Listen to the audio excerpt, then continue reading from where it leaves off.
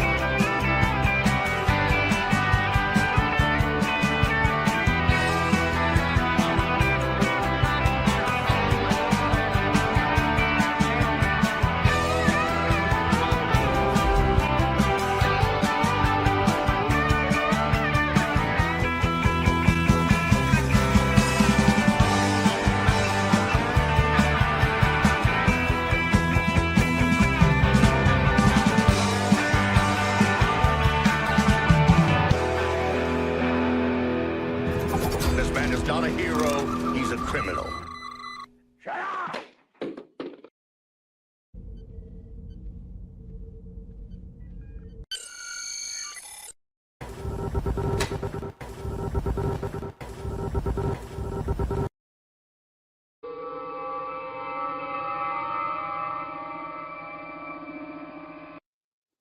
Good evening, sirs and madams. It's your buddy Admiral Teag. With me tonight is my pal Radioactive. Radio, how you doing, my friend? Radio check.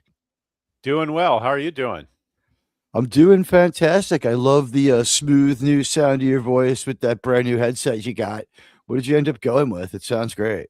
Actually, this one's the HyperX. I had one of those wired in a long time ago for when I would play Xbox, when I actually did try to game. I was really bad at Battlefield. I think my internet was really slow.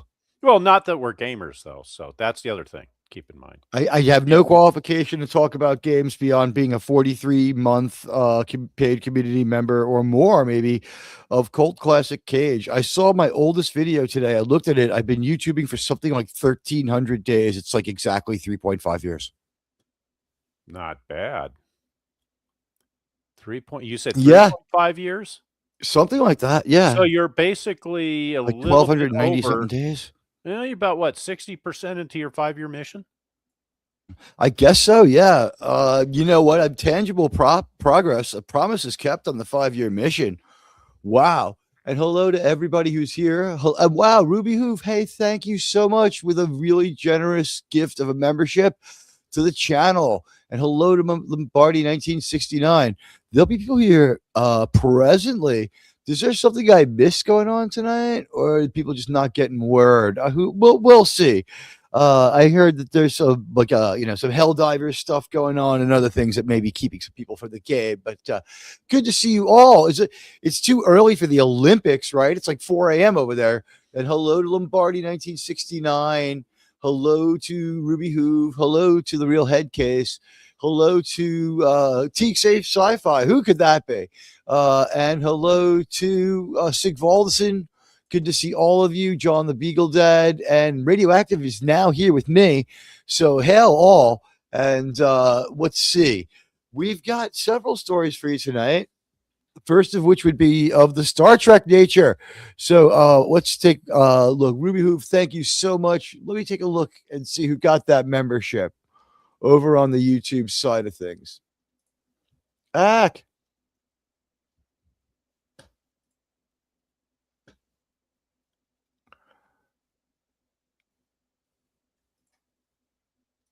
Oh, wow. Okay. It went on the vertical stream. Hey, Ruby Hoove, you know what? The vertical stream is fine, but it'll have ads. If you're watching the vertical stream, at the top, pinned to the top, I think, is the regular stream. Let me see who got that gift. Marcelo Lopez Jr. Congratulations and welcome aboard, courtesy of Ruby Hoove. Let's see. All right, so I might have pinned the wrong things in the wrong places. Let me give everybody on the vertical stream an escape hatch to the regular stream. And welcome to the Streaming from Mars. Hit the like and follow, whichever stream you're on. It's still cool. I am your buddy Admiral Teag, and with me tonight is Radioactive. We have a few things to talk about. The first one is kind of like a Star Trek nature. The Star Trek story is that people that we follow, like, and sort of like watch their videos, they are talking and they're both on the same page about this stuff. And this is what Tachyon Pulse is saying. They may cancel the second season of Starfleet Academy. What? Yep. They're going to cancel Hogwarts? They may just do it. Oh, I don't know about that. That's pretty controversial. It is pretty controversial, sirs and madams. Hold on a second. I just have to type something.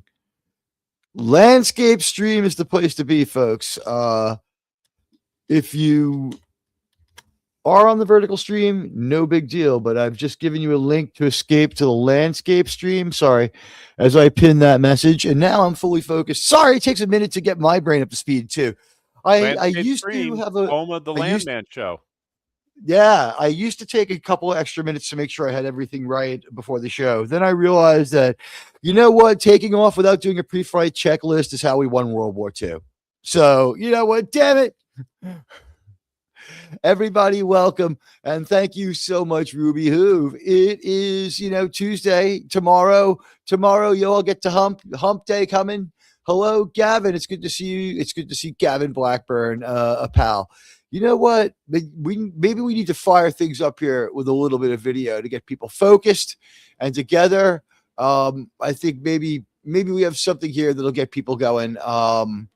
Let's hear a little bit of talk about the future after New Trek. I think we can only compare it to a real life tragedy. So let's listen to a minute's worth of assessment of the fire of the on the USS Bonhomme Richard several years ago. It happened right before, like maybe a year before my first show. So it was like I was looking for things where they said Admiral. Let's check that out for a moment and compare it. Honestly, this is sort of like the same thing I would say. This is what I played before my first stream, but this is what I would say right now about Star Trek. Here we go. Here, we'll be honest with ourselves, and we'll get after it as a Navy. The Admiral says he came to see the damage for himself, meeting with the sailors and crews who fought the fire, one that will go down in history. We've not seen a fire of this magnitude in a Navy ship in recent memory, at least in my career. He says the two biggest obstacles were the winds and the explosions. There were times when he had to back those firefighters off the ship. At one point, the explosion was so great that it blew debris across the ship. And now, the investigation begins. And we need to go through this, catalog it all, and get an understanding of whether or not we had it right. The Admiral says the next main steps are doing a safety investigation, a criminal investigation, a command investigation to figure out if the right procedures were in place and if they were followed, and a structural, mechanical, and electrical assessment of the ship with the help of people who built and know the ship. Then, a determination. That's about how bad it is for Star Trek right now. There was some kind of an event, call it a cataclysm. It started the outer umbra, or the last gasp of New Trek will always, to me, be Section 31, because Kurtzman, my opinion was convinced that he would somehow capture people's attention, and whatever was going on, and I think it was a bad faith sandwich, where he's not so faithful to the contract and not so faithful to the fans and very unfaithful to the lore coming in. And hi, everybody. Get to the Landscape Stream. We have cookies. It's good to see everyone out there. We're talking about what's going on with Kurtzman up front. Tachyon Pulse is talking about the possibility that they would they would get rid of season 2 of Starfleet Academy, a show that is really just making headlines and retains its virality for all the wrong reasons. You got up to episode 5 today. You're on the Paramount panel. You're allowed to opine on Paramount shows. What was your opinion of watching that weird episode 5 with Sirach Lofton kind of not doing too bad, but the dialogue and everything around him just so horrible, like a messy mescaline trip for people who ever did that. It was really pretty bad. Did you get up to that one?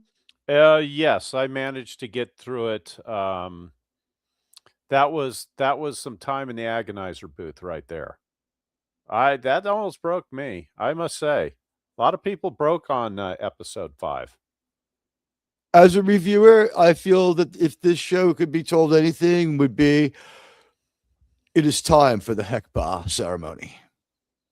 Yeah, well, it's time for the Hekba. That was like that's reminds me of the time that Kirk was being interrogated by who was it? Was it what commander was it? What Klingon commander? Commandant Stone. Oh, Koloth. Was it Koloth that was interrogating him with the mind sifter on Organia? Maybe. Yeah. It was Baltar from BSG. It was John Colicos. Yes, John Colicos. That's who it was. 1.0, guys. And here's our top story. Don't you love this? We have the cartoon framing. So as you can see, there's our pal Tachyon Pulse. Sydney Sweeney will return. Don't worry, guys.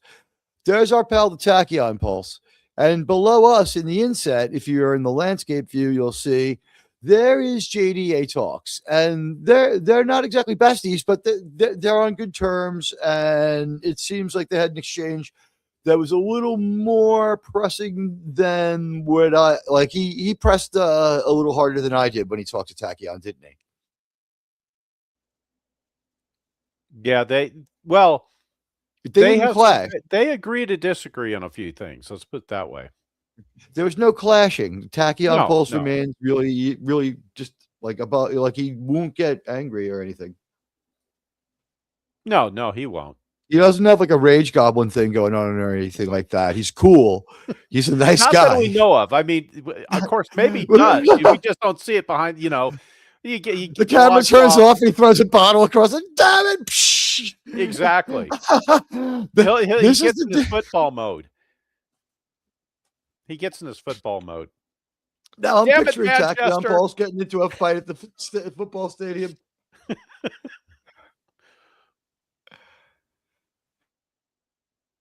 No, Tachyon Pulse and JDA Talks get along fairly well. The story starts with Tachyon. JDA is talking about this one.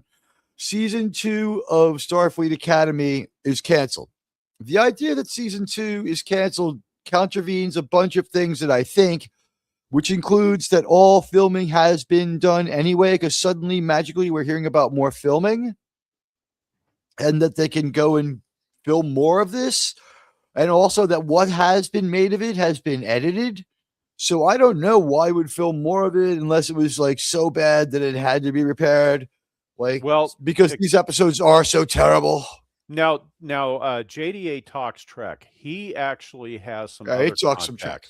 Yeah, he the guy in the lower corner.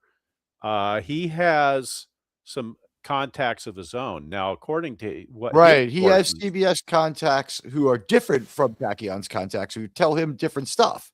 Exactly, and some mutually exclusive stuff, which I have the answer to. By the way, go ahead.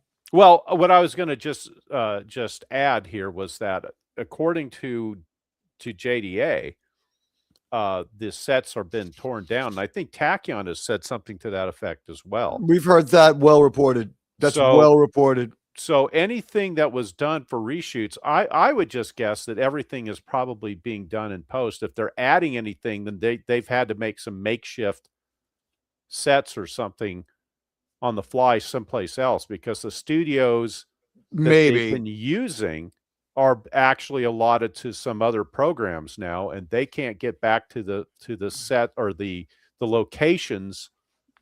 I just don't believe that they could. I don't believe they had any time allocated or any money allocated for reshoots because there was no time and no money to fix mistakes in the plot where the actor knew that he had said the wrong dialogue. There was no time to fix mistakes in every take. There was no time to go and have Holly Hunter do dialogue replacement for when her denture slipped, which could have been done. They chose not to do it.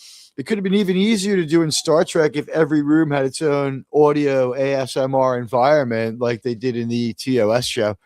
Who's out there, everybody? Hello to Headcase. I think I said hi to you. And I think I saw John the Beagle Dad. Who's out there? Come on over to the landscape stream. Tweet out that we're live. We got a few things going on. One of which is going around is the idea that there will be no season 2 of Starfleet Academy. Now, I don't know that you can stop it. The only kind of filming they might be able to do is in a green screen or dialogue replacement or filming someone in isolation nodding their head. But we've seen that Alex Kurtzman no longer cares. If I'm right about this, it looks like Alex Kurtzman's ability to do anything with Star Trek sort of collapsed with Section 31. That was his last attempt to make it work. This might have started out somewhat good faith, but like remember, Kurtzman good faith still is wokeness shielding ineptitude. He's pretty woke. Don't get me wrong, but like if this whole country were suddenly to become really, really, really left wing, and the only people who would pay him for Star Trek were really, really right wing, he would like just have like the SS, like, you know, whatever, USS Charlie Kirk out there. Like I believe he's completely mercenary and completely tasteless. And I think Radioactive can now back me up on that. Was that this Bruce says this? What do you think? That was the worst ever thing ever to be called Star Trek ever. The last episode? Yep. I said it first, but I mean, it was obvious. It's so obvious. It was, well, we review it hours later. His video comes out days later, so it was obvious though. I didn't it was see really the obvious. Video, but I would. We called it the worst Star Trek ever to be broadcast ever. Everyone on the all the panelists agreed on the Star Trek side of things for the Thursday show, and when we checked a few days later, Disparu was like, "This is the worst ever story called Star Trek." And we're like, wow, you know, validation. Well, it was really evident though. Like no one had any hesitation saying it. Okay. From episodic standpoint, I think a strong case can be made, but well, I don't know. I would say Section 31 because it was so simple. Was worse, but that's just me. It was a lot longer. It's a lot longer, and technically it was, I guess, a movie, but I don't know. It's all of it is so bad. You know, the funny thing is we're having debates on which one is. We forgot. Yeah, it's sad. That's what has happened now. Sean's Section 31 argument is pretty steel, man. Get this one. Because I forgot about it so quickly and it didn't do lasting damage to my feelings about Star Trek and I could laugh it off. I don't care as much about Section 31, but it wasn't the end. Well, it wasn't the end of the free fall. That's a valid point as well. Actually, the worst. I think you could make a better argument that at least the Klingon one might have been worse. Well, no, so far. Well, I wouldn't even call. Well, here's the thing: the soy. Our theory is the show's been in free. Our theory is all Star Trek has been in free fall since Section 31, his last attempt to make something happen, and that like with that being the best he can do, a beaten and disheveled, sweating mess shambles into the room in the form of Kurtzman and says, "Hello, sirs, madams, and transgendered writings of various orientations. I'm soliciting opinions because I have no talent. I don't know what I'm doing. We need to call Albert Einstein. This is the worst writer. He is completely clueless. And we don't, knowing that he's not going to keep Star Trek, we think my theory is that he's trying to drive the price down so low that he can make a bid to buy it, to keep writing, say, novels and doing little like young adult comic books pushing different causes through Star Trek, and you just become ultra left-wing PSA guy. And I doesn't look like it's going to work out. I think Paramount has chosen to drink the poison. That so may to be speak. true. The backup on what is the worst Star Trek like, because none of the Soyverse is real Star Trek. But if we really ask ourselves what has done the most damage to date, Strange New Woke season 3 has done the most damage. It's done more damage. This Yeah. is just worse. This Well, is just harder, okay. even harder to It's watch. worse. I don't know. I mean, It's there's stupider. yeah, but here's the thing. Strange New Woke It deliberately has a lot of dismantled. loud, horrible music. It had a lot of well, it was just they had crappy scripts. We went through that Yeah. whole season. It had crappy But scripts, that was better than the previous season because And- they let AI write it, we think. and they It made a threw little in- more sense than previous seasons, but believe it or not. they threw in the destruction of real characters, right? I mean, They were these- mean-spirited and they took aim at stuff, but the episodes of season 3 of Strange New Worlds, as bad as they were still, he still thought that he could save his Star Trek thing, so he was kind of trying. In these new episodes of Starfleet Academy, I mean, you can testify to this. We have like 2 and 3 minute long periods of loud blaring music and flashing lights where the music was made by like Sonos. And it's like was told to do it badly. It's like over the top, percussive, screaming dance music with like he loves the sound of the analog whistle from the basketball courts. I don't know what it is. Gay club music. Kurtzman loves that. The fascination with nightclubs goes all the way back to Star Trek Discovery. We don't get it. We don't get this stupid villain still has to come back. And well, the nightclub actually, you could say, goes back to Star Trek Into Darkness. yes, well, Star Trek 09 when they go to the bar. no. Well, Yeah. that was A it was really 12, bland 12. bar. That's what I'm saying. A bland bar. Yeah. A bar that doesn't feel sci-fi. When we go to the bar in Star Trek 3, it seems pretty futuristic compared to this too. And their Yep. tech level is so low. So what the Tachyon Pulse has said is that he found that there were so many. They're saying that the bad writing and the story errors have piled up so much that Paramount feels it's irreconcilable anyway, and they're trying to talk Kurtzman into agreeing to burn it. Seems to be what he's driving at. Now, this is the time where we're going to do a situational analysis of what's going on, and I'm going to give Radioactive a sit rap, and we'll give you a little info on our pal, the Tachyon Pulse. Okay. Tachyon Pulse, we've seen his tweeting, so we know his leanings. He doesn't think the woke stuff's a problem, but that's because it doesn't bother him, which that's something that he's allowed to like it, right? So whatever, like this did become law in his country. So I guess it's possible that like England, like the cool people like Disparu, I mean, like Tachyon is cool. It's like the people that we find more like compelling, who have a larger audience, like Az and Disparu, they may be outliers. I just don't know. I haven't been to England ever.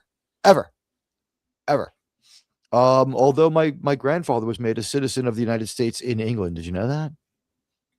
No, I did not know that. He fought a couple of tours back and forth in the Battle of the Atlantic. And when the ship put in at Plymouth, England, he and the other guys who were not yet American citizens were sworn in as Americans in Plymouth, England, where the Mayflower left from. I thought that was pretty badass. Interesting, Teag. It was pretty interesting to find that one out. Anyway, I think that this is my assessment of Tachyon Pulse. He is successful in his regular job. This is his hobby, is what he says. I'll take him at his word at that. He gave his occupation as social worker. That's like half of England, I guess, when you have a government like that, but whatever. So it's a socialist country and he's a social worker. And I'm sure he does a good job, and I'm sure that he's conscientious about that, but we're not calling that into question at all. He has a good job and he's successful in his career. His hobby seems to be sci-fi in every way, shape, and form, and we can see ships and stuff from various franchises on his display shelf behind him.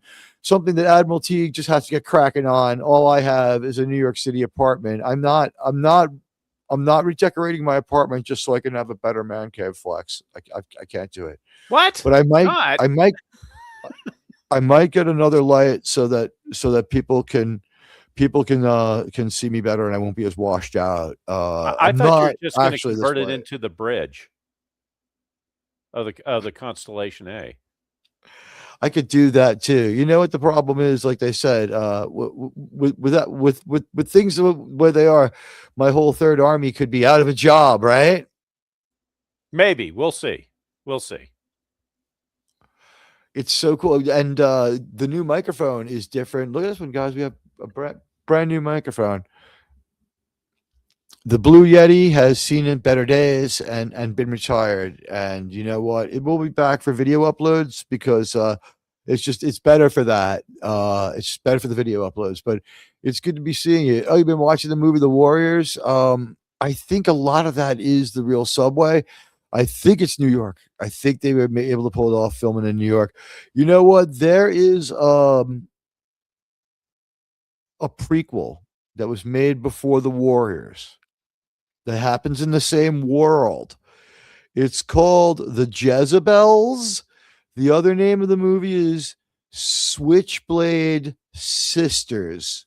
And Switchblade Sisters are the Jezebels. They are one of the gangs in The Warriors. And if you want to see another movie from the Warriors world, the Jezebels, they're like high school misfit chicks. They beat up a teacher. They carry switchblades. They kill other chicks. They're tough. They fight. They're the female version of the Warriors, and they run into them in the Warriors. I forget what their name is, but we run into an all-girl gang, and they're pretty tough, and like some of them are pretty hot. John the Beagle's dad says it was the Lizzies. Okay, yeah. So those are all the Switchblade Sisters. If you look if you Google movie Switchblade Sister, you'll or the Jezebels, you'll find it. It's by the guy who did The Warriors or the writer of The Warriors. I don't know if it's both the director and writer, but the writer of both is the same. So they takes place in the same world. They share a universe. But Tachyon Pulse's information, in my opinion, comes from he goes to a lot of Comic-Cons. He's become a familiar autograph receiver from these people. Like he will go get an autograph from Tawny Newsome. He thinks she's good too. Which happens, right? So he has some information coming in from people in the new Trek, like jacked right in. So my belief is this. He joined something like the Patreons of the people who have them from the writing staff and stuff like that.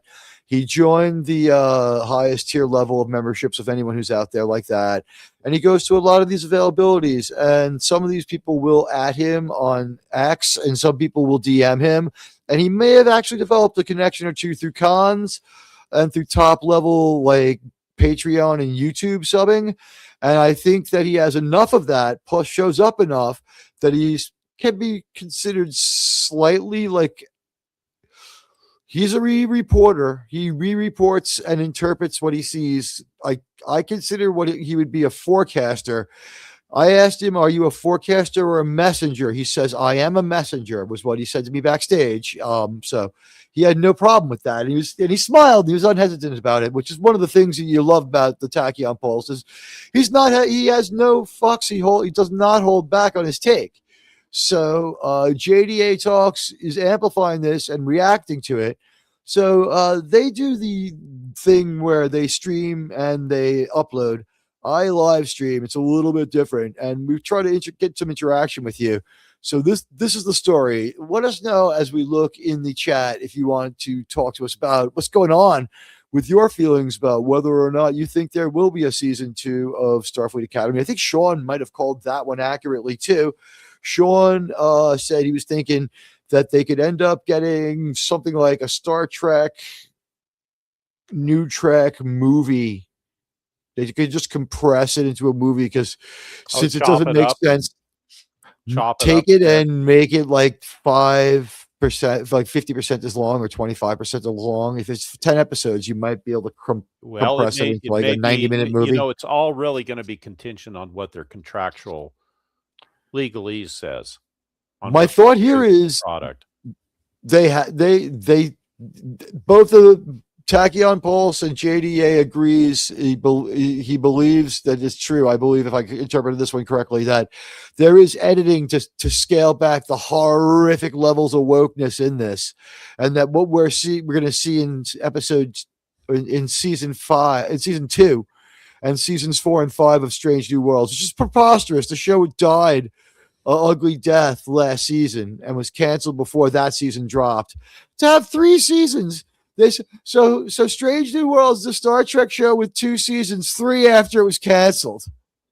It's kind of like that show with Morgan Freeman that filmed for 15 years but never aired. And he's like, I have no idea what happened. I just kept getting paid. It's like we showed up. We took it seriously. I did my best. Money paid my rent a couple of years, but there was nothing else. I don't know what the hell was going on with that show. It's like a government black ops to steal money, sir.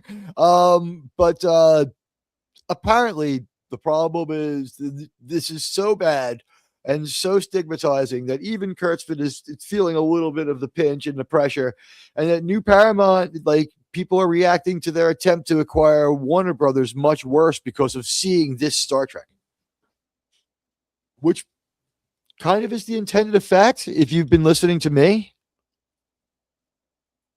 Yeah. Well, here's the thing. If I don't know whether or not Kurtzman is thinking so far ahead that he wants to drive down the value of the franchise IP to the point where he can acquire it. I mean, if he can do that, other people could make a purchase of it too. Right. We've seen the proof of that when he was able to sell or resell Star Trek Prodigy.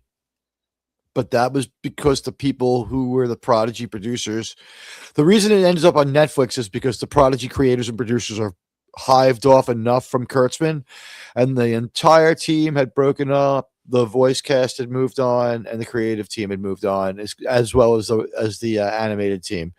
They would have tried to resurrect it if they could, but there's no putting that joke back together again. And hello to everybody out there. If you're watching on the vertical stream, there's a link pinned to the top. If you're watching on the landscape stream, there's a poll pinned to the top. It has 9 votes. Did you see Teag's Trek upload? Sir. Yes, it was awesome and I liked it. I think that this is the best choice, except for the next choice, which is, I just watched it again now, sir. I shared it on X, sir. You can still do that. And like the stream and see the results. Still a solid choice. I appreciate everyone who participated in that one. You can see it. I have it pinned underneath the poll. There's still time to, set it up on the queue for later. It's only 5 minutes long. I want to just thank everyone who did watch it, because this Star Trek upload did the best numbers of any upload in the history of this channel ever. It was the most effective piece of Star Trek media we have produced in the history of this channel. There are a couple of uploads that are funnier. There are a couple of uploads that are more artistic, but this was the single most effective, punching above its weight. As you saw it very quickly, it got up to about 200 views with people watching. I guess most of it is what happened. It started to tank out. I didn't like the way it looked. I did a panic name change. They say never do it. I panic name changed it. The panic name change plus the quality watching, I don't know. It had enough likes. It's got a new life. It really started chugging along. Then all of a sudden it was like just going off its own juice and getting 50, 60 views an hour, which was pretty cool. And it built up, it was up to like 60 likes last time I saw it. So it was the most effective piece of saving Star Trek ever in history. And by default, the best piece of original Star Trek since unification. Because at least what we do feels like Star Trek. Well, in my video, when the reviews and say counter streams to the show are getting more views than the actual show itself, it's a sad referendum. it's a tell, right? It was so hot, guys. It was so hot that I decided the thing to do was I had to make a reaction to Starfleet Academy. It was staying viral long past the point that I thought it could stay viral. You know, 2 weeks ago when DC lost his connection on his PCB show, his blank screen got more views than that week's episode of Star Trek. It got more views than the premiere of Hogwarts Academy. He unlisted it like pretty quickly, but while he was live, he had more concurrence. That's accurate. He had about 1,300. I think he should have just kept it going. I think he missed out on a perfect opportunity to start doing that every week. You could just have DC's blank screen and see how many people I think we show might up. have been dyslexic on that one. I think the deal was it topped out at 13,000. Oh. Was it 1,300 or 13,000? Well, it was 1,300. Nerdrotic beat it by $1,000, but he had 14,000. I don't think he necessarily blew it out of the water, but he beat it with Are you talking non-content. about Spock in the empty chair? The Spock in the empty chair thing beat it with concurrence. I think Doomcock would have beat it with concurrence. I think that might be what happened. Now, Nerdrotic's live stream, he did a members only live stream at the same time the premiere was going. He did a watch party. So that's different than his empty chair. Yeah, he might have 4,000 people in his community. He had about 15. Well, no, he had maybe 13 to 1,600 people watching in his members only stream watch party. Okay. While the premiere of Hogwarts was going on. So, okay. Now that's separate than his empty chair thing, if I recall. Yeah. Right. Here's the point. The real winner here is Star Trek fans, because if you think about it, what was never live or listed is the unification thing with William Shatner from a couple of years back now. And that has, probably a couple million views by now. And that has never been listed. You have to look and look and look for the William Shatner unification movie. It's not listed. It's on their site, but it's not listed. Ago. That was just a few months ago. Is it like, was it August? September, something like that. Was it August? I thought it was 2024 though. I don't think so. I'll check. I'll check while you. It was emotional for me because I was able to review new Star Trek for the first time and that had William Shatner in it. That was awesome. But this was almost the thumbnail, sirs and madams. But this here you see the refined style. And at least I did my best to make it feel like Star Trek. You know what I'm saying? If you haven't seen the Admiral Teag Saving Star Trek, upload Starfleet Academy Bed on Purpose. Check it out after the show. We list a whole bunch of reasons. We have a little fun with it. Hey, who is that handsome gentleman right there? You know what?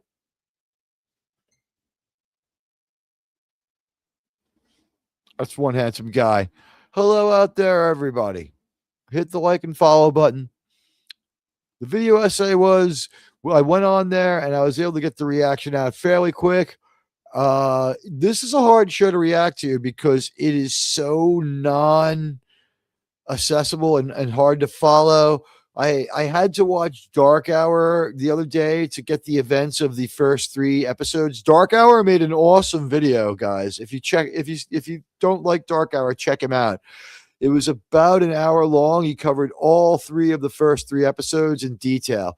And it was something. He did a great job, and it was pretty clear what was going on, and you were able to follow. He did the entire plot and every single problem that it had. It was authoritative, and it was pretty good. I enjoyed the Dark Hour version of it better than actual Starfleet Academy, and I want to thank Dark Hour for doing it so that I don't have to watch Starfleet Academy. It's great. Oh, that's better. Sorry, guys. Hey, it's a Trek reviewer. Buddy, what's going on? It's good to see you. Look, it's the Admiral Teag video. Did anybody here watch it? I thought that developed a style that was at least recognizable. This ends up being the thumbnail, but I thought that was a story of the week before, but it was a story of this show because this review was not for any one episode, but the series as a whole so far and how I feel about it and what I thought got us here, which is that I truly believe that something went wrong and Holly Hunter somehow got hoodwinked into this. The production quality is way too low. We do not have any sort of there's a lack of a second take. There's a lack of ability to understand this actress that we've always understood before. I mean, I guess you can have a problem with your teeth right there, but I mean, you can get around that. She does have an Academy Award. Why are you embarrassing her? It's really terrible. I don't know, Radio. You've been watching this. Oh, what specific thing are you referring to now? Sorry. Any of it. You could pick anything. Go. Just well, empty your phaser. It's an absolute effing nightmare what we're seeing evolve or devolve on screen. I'll tell you one of the things that got me this last episode was the music, the long periods of terrible noise. Well, there's that, but that wasn't that popped out at me. It was the glitter regurgitation. That was so retarded. And then they said that race just pukes that way. So it wasn't the drink. They didn't do anything to him. And how about the TikTok emojis just right over the top of the episode? This is kind of cool. Doesn't it look like we're part of a comic book? No. And Space Keith was a hit. A good comic book is what we saw with Landman. I didn't say a good comic book, but look at the StreamYards right now. It's pretty cool. It looks like we're part of a comic book review about this show. There they are. New Hura's knockers. And it was JDA Talks that said that when she was talking about the show, she said she was upset that they had to pull off the diversity and gender stuff in the show, but you have to remember who they work for. And I'm like, oh, you didn't work for anyone when you made this, lady. Like, how come I know more about your employer than you do? Or maybe she was just playing to the audience, because who would go to a New Trek? I mean, sorry if like Mark, you know what? When people go to New Trek Comic-Con meetups, they're not sending their best Trek fans anymore. They're sending weirdos. They're sending trans warp drive space Greenpeace activists. They're sending Chironians from the New Trek dimension. They're sending Bionars. And some, I'm assuming, are Mark D with the C, because he went to see Kurtzman speak, and he was like, it seems like he finally got his head together and he's back on track with this stuff. And I was like, that is a temporary glitch. He is absolutely a clueless and helpless creator with no ability. And I was proven right. He was on here with us, and he was like, yeah, no, I don't know how he could have stood there in front of people and said, this is exactly like the Star Trek you liked.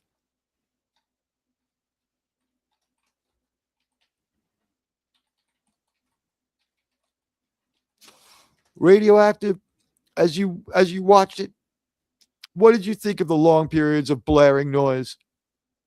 How did that happen? Let's see here. They decided to cut their budget, and they let their audio mixing team go.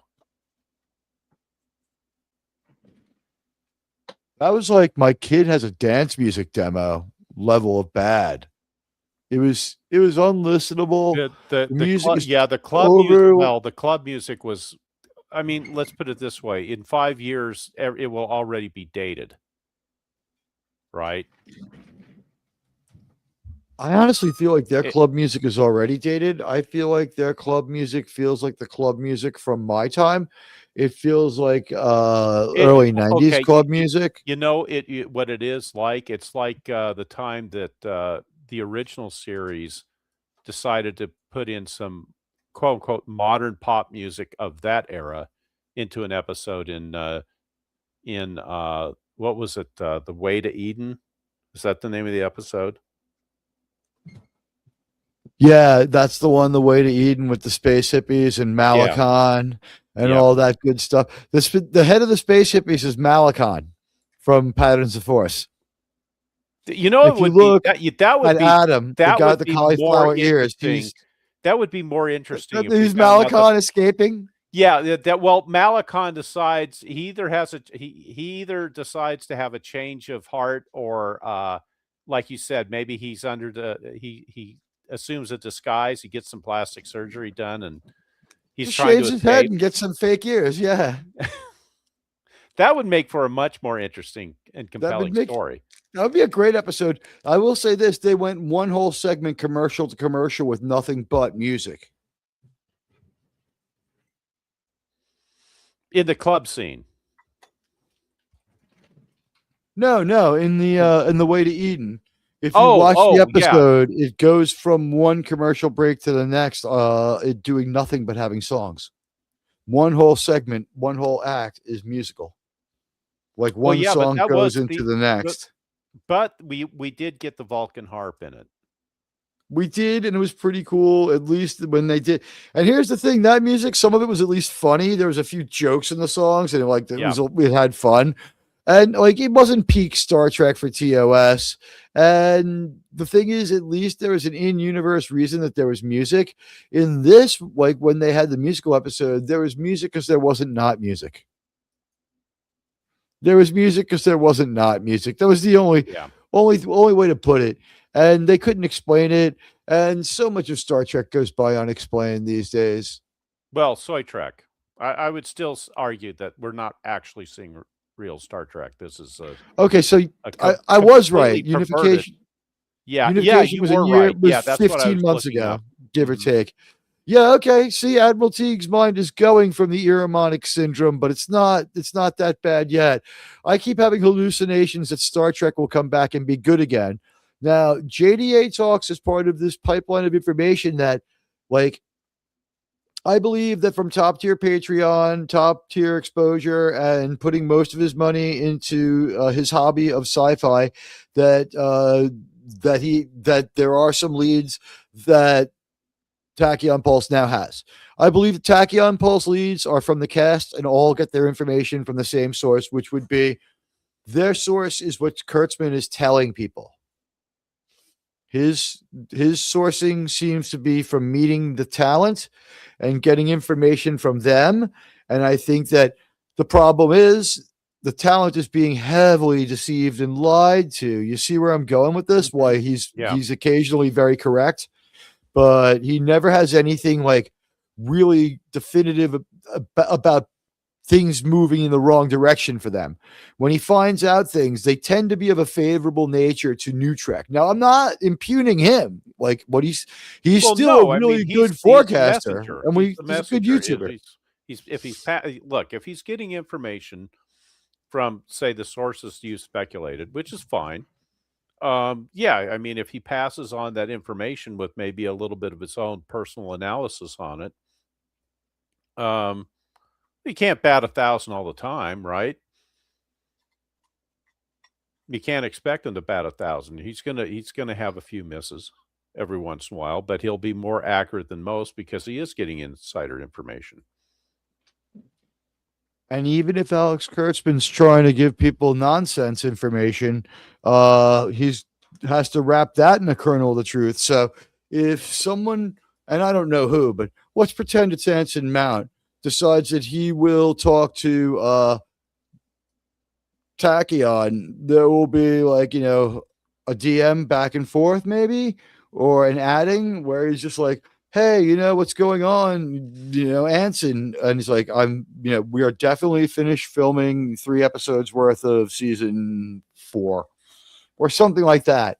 I don't know, but that's the kind of relationship and that's the kind of information flow Tachyon Pulse has. Tachyon's getting what Kurtzman is putting out to his people. That's my take. Now, he's not going to he doesn't have to tell us his sources. He gave us a little bit about his methods. It's like, we don't need like the guy's Nest Cam camera so that we can see inside the house of the Star Trek source. Like, I understand that part of it, but Although in his country, I guess we could compel him to do it, right? I don't know if he has the freedom to keep information that's woke to himself.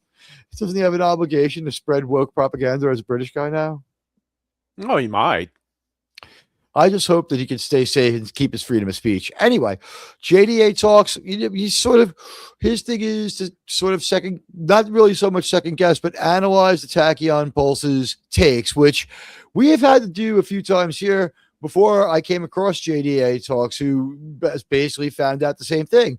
Tachyon Pulse is a fountain of takes. He's not afraid to go on camera and just rattle off what he's put together. And from watching a bunch of Stargate and knowing a bunch of Stargate people, it would seem his Stargate information is his best information. So if you want Stargate info, he's pretty good. On Star Trek, it seems like he's only got the people on the Kurtzman side. Now, JDA talks, who hears different things. Here's my feeling. He gets his information from the CBS side. Yeah, that's the impression I got. He said he called his sources CBS, not Secret Hideout. That's true. So with JDA Talks having sources at CBS, he has a little bit more of a plugged-in idea of what they would want to do, because a lot of this is like the mothership. Also, all streaming and quality kind of flows through CBS corporate, and they get a look at these things and they make a couple of decisions, and we find out here and there some clues. Like, for instance, Yellowstone Marshals is good enough that it's going to be on the regular network. And hello to Daniel. Good to see you. Daniel's Hot Topics here. And my friend Rocco the Brave is here. Rocco, how you doing? I popped up on your short scroll. Yeah, there's a good way to get people to be able to see the show. You're on the vertical feed. If you go click on the top, it'll bring you to the landscape feed, but it's no big deal. We go Mars once a week to keep YouTube happy. And also, you know what? It brings in a lot of people who get exposed to the show. So I'm happy to do it once a week. And the only difference is, because I kind of have to use more resources to do it, I put ads on only the vertical stream. Only the vertical stream has ads. There's an ad-free regular screen. Now, YouTube will channel you to the vertical every time, because it throws you, like Rocco said, in the shorts feed. I find it's an excellent way to let people know we're on, and an excellent way just to keep our overlords at bay. Anyway, as we get to the bottom of the first hour, we gotta start in the next 7 to 8 minutes, wrap up our Trek thoughts on this week in YouTube, in YouTube land on Star Trek, the Discovery timeline that keeps going on with Starfleet Academy. They are in there and in a place where they could have another Discovery story. Michael Burnham's out there somewhere. Thank God. She's supposed to be lurking in the background, right? Isn't she supposed to appear in an episode? Oh, God, I would hope not, but, possibly. I think Tilly's going to show up. Maybe she'll say goodbye to Tilly. Tilly's going to be in an episode. We've never been closer to that. We've heard episode 6 going to be a real weird thing. So they promised that that's going to be something that'll shock us, which means it'll be horrible. I don't know. I don't know at what point they reach terminal velocity and stop getting worse every week.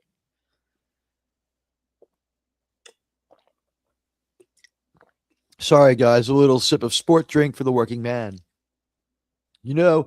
As I watch the trajectory of the show, it doesn't have any spin control, and it just seems like it's sort of out of it. Star Trek Strange New Worlds is more abound and in trouble. And as we come to close to the end of the Star Trek segment, and look at Rocco has come to the landscape feed. Hello. The Burnham actress needs to move on. I like her in other work. Yeah, when she was hired off of Walking Dead, I said Sasha is kind of a one-note character because she walks around upset, killing people, and that's all she does. Or killing walkers. She's deleting the walkers. So she's got her emotional arc with the problems and the intensity. And I thought that Sonequa Martin Green had what it took to be an interesting Star Trek character. They didn't tell us, I don't think, that she would be the captain. They just told us that she would be the star. And she's not the captain for a little while. But hello to everybody. and it's good to see you out there. And if you're on the vertical stream, come to the landscape stream. There are no ads. Anyway, as we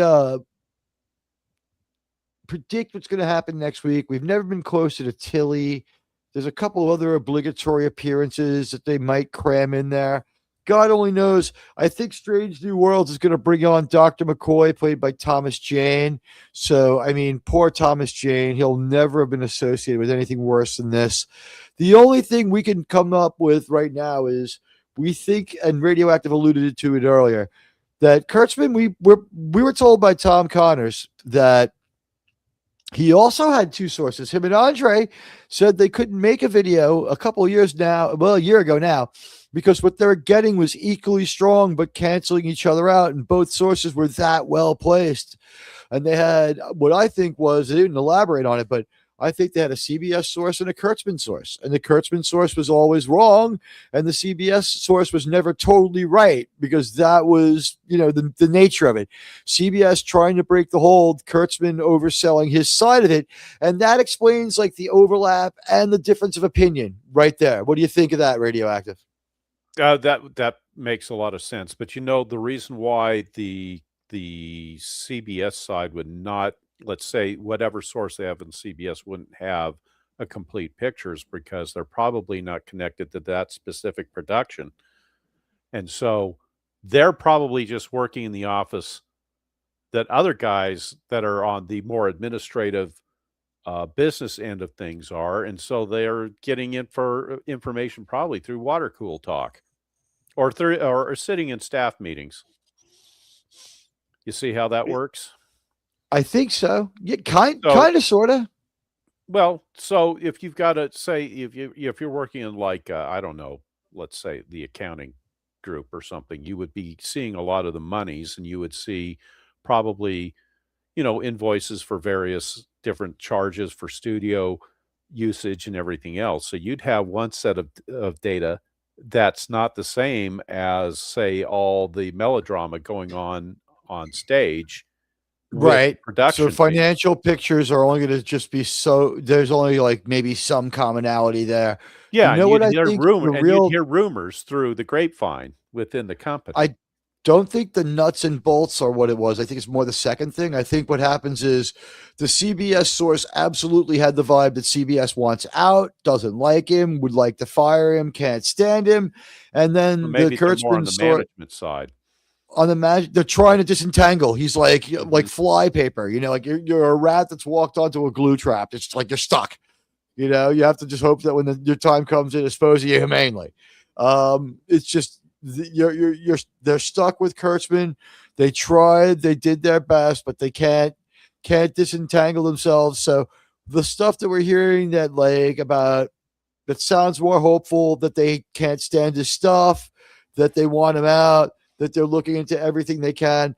That was all always true and always accurate. The stuff about how the show is going to continue forever and it was the greatest thing ever, and they got 3 more seasons and it's always going to be fine. That was always likely to stay true because of the contract's nature and its crippling financial buyout. Now, Netflix gets out of the financial buyout, which begins the pattern of erratic drops where they start dropping the episodes years apart. Then the next pattern is Paramount goes into a shambles, and within the same year, we get 2 outlier projects that almost work for New Trek with Star Trek Prodigy and Picard 3, which some people still defend. And the next thing that happens is the flood of bad Star Trek Discovery and Strange New Worlds on the Kurtzman end of things, just destroying any traction his cartoon got. Crossing the cartoon over with Strange New Worlds kills the appeal of Lower Decks, which I don't know if the world needs a Futurama-like Star Trek cartoon anyway. Am I right? Yeah, you are right. I don't know that we needed it either. I mean, let's if you're going to compare from an animated perspective, then compare it to TAS. TAS was effectively a decent, although obviously animated and lower budget extension of the original series. We didn't get that. We don't get that with all this other stuff going on. That one was supposed to be able to be squared up with canon, but never be made to have canon depend on it. It had to be forgettable. But these people have been with TAS. It had to be like augmenting of, but not at the expense of, and never making the next canonical story depend on it. Although ideas are born in TAS, like the recreation room becomes the holodeck. Yeah. And there was they did a couple of quirky things, like they had overlap with Larry Niven's universe with the Kazinti being in Star Trek, but okay, it was one-off character. I tend to think that we might get that Snyder thing anyway. He's going to keep shopping that, and there is still an appetite for it. I think ultimately it'll be late, scaled down, but like probably exactly what he wants in his vision. If at least if he could compress the movie to a reasonable runtime to maximize his special effects budget, Zack Snyder might really get something going. But that just hasn't been the case in the last couple of movies, which I think not only did it extend the price with the extended runtimes, but how much of value did we get with, what was it, like 8 minutes of people walking up the stairs in one of his movies and 9 more minutes of people walking in other environments? So that's like 17 minutes and silently, no less. Are you talking about Rebel Grown 1 and 2? I think it was actually the movie is Justice League Snyder Cut has 8 minutes of people walking upstairs without talking.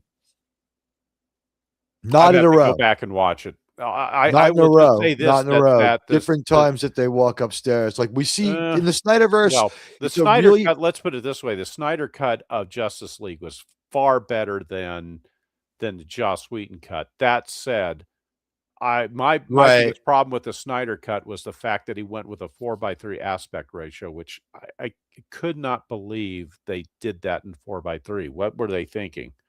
He was just trying to pretend that he always had a different vision and pushing it too far. He should have left it alone. He also said that he never did a couple of things. He blamed a few things that sucked on Whedon, but like things that he did, like in his trailer, Aquaman jumps into a car and screams like "Yeehaw!" and it's like a real bro moment. And he says like he never wanted it done that way, whatever. But the way it actually is the yeehaw is in the trailer and in the Whedon cut, but not in the Snyder cut. So when what he did was he took what Whedon had and it was in his trailer. I mean, the trailer's not like, you're not sworn to use the trailer, and especially hope that's true for Mandalorian and Grogu. They'd better hope it's true. By the way, the joke was the Mamdamian and Grogu. The warmth of collectivism. There you go.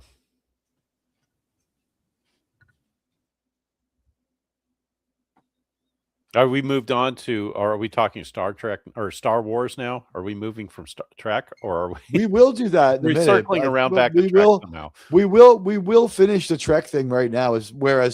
So I think that Tachyon Pulse is being told about these things but can't confirm them, and is hearing them the same place as everyone else by his own admission, was what I got in his last video that I was able to catch. I think I'm all up to date on him. JDA Talks is like, wait and see. So the same outlook that I have with Tachyon. Yeah, well, hey, like I said to you in the green room, I think if you could get JDA or Tachyon back on, or get them both on, that would be a very interesting conversation. JDA, you're invited on. That would be a very interesting conversation. I will DM JDA at some point. And I don't know if you mentioned this. He's doing his own kind of version of well, he can't do a Star Trek story, so he's doing his own universe and what he's calling, I think, Space Fleet Academy or something like that. That's funny. And hey, Tony's here. Congratulations, 4,027 subs. Congratulations to you, my friend. Way to go. If you haven't tried Tony, check him out. He's against transwarp drive, which we think might be the future. I think Kurtzman likes the transwarp drive. Oh, he definitely likes the transwarp drive, especially if it's powered with fungus. Absolutely.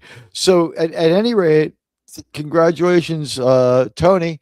On my side, I would just say our channel upload got the biggest numbers of all time of any video made about Star Trek ever.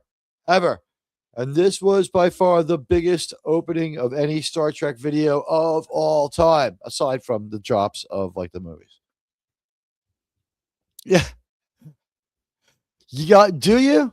Yeah, we can use the transwarp conduit to come visit Rocco and to go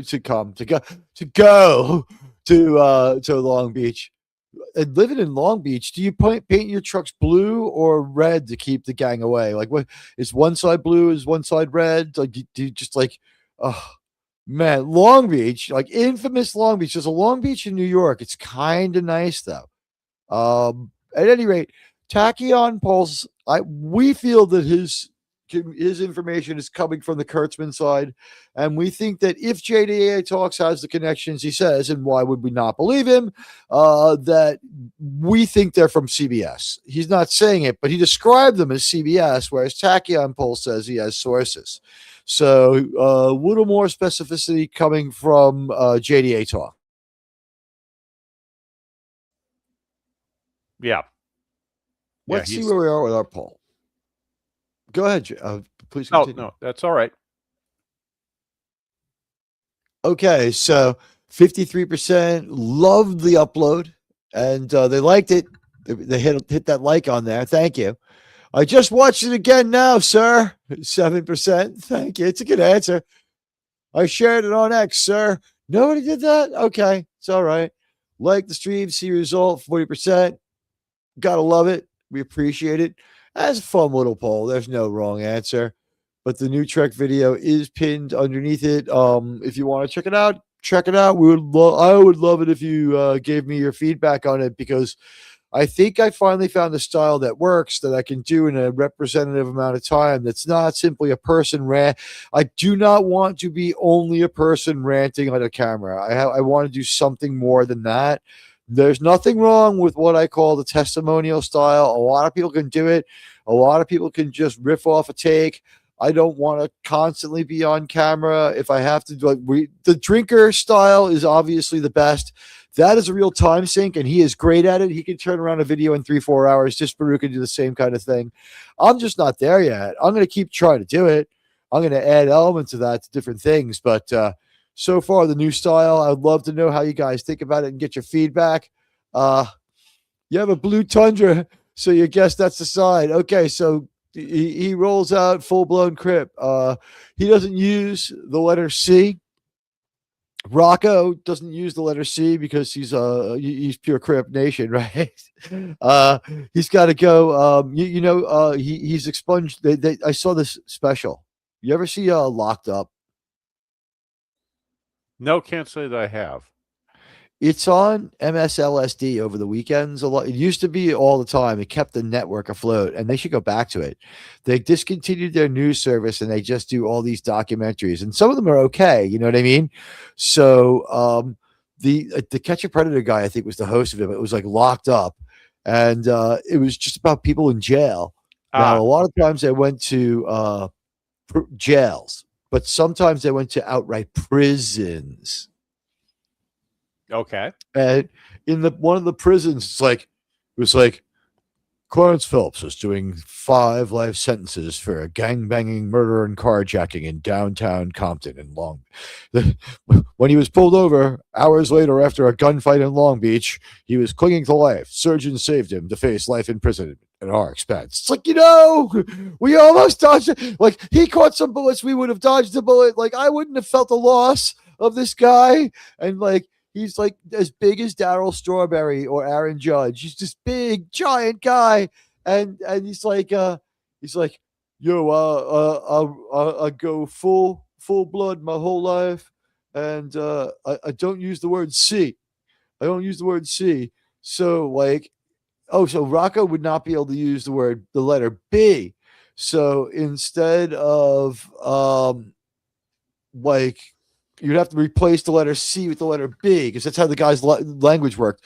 His language trick was this: he wouldn't use the letter C because he had contempt for it because it was the first letter of the rival gang's name. So he replaced it with the letter B. And so instead of a cigarette, he had a biggerette. And instead of a cup of water, he'd have a bup of water. Really weird. It was a more interesting show than their news shows, but this is basically what Starfleet Academy has degenerated into is Starfleet lockup, making toilet wine. There's been toilet wine jokes. You think so? Thank you, Rocco. I'm glad you liked it. Okay, so Kay. It's so funny because that side of Long Beach is night and day compared to where I live. You're literally across the railroad tracks, the port, and it's war zone. There are neighborhoods in New York City just like that. And Manhattan has like an area that you just don't want to be after a certain point either. It's like, gets a little bit uncomfortable, if you know what I'm saying. Especially, hey, did anybody see the commercials for Grogu and Mamdani? The Mamdani and Grogu. That would be more interesting. I think more people would tune in. For the warmth of collectivism, right? Exactly. Mamdani and Grogu. That's almost like what, Starsky and Hutch kind of thing. Mamdani and Grogu. What would be great is that would mean Mamdani would split. If they just had Grogu talk, that's the thing. Instead of being perpetually in like his autistic mode. At the age of 50, he's still very autistic. Very slow learner. Very, very slow to learn. Yeah. You know, Yoda was already teaching as a Jedi Master at the age of 50. How do you reconcile that? I don't know. Maybe Yoda was just a child prodigy. Maybe he was like at that age that Grogu is, but you know, he was. How sad would it be if he only figured it out like weeks before? What's like, this? Until hours before it came, you did. Power of speech, had I not. Figure it out today after. He watched. Still not very good, am I, with it? I was going to say he finally tuned into the holo version of Sesame Street, Republic Sesame Street. Yeah. All of a sudden, he now knows how to talk. One of these lightsabers is not like the other. But well, I mean, you don't want the rainbow colored lightsaber, right? Yeah.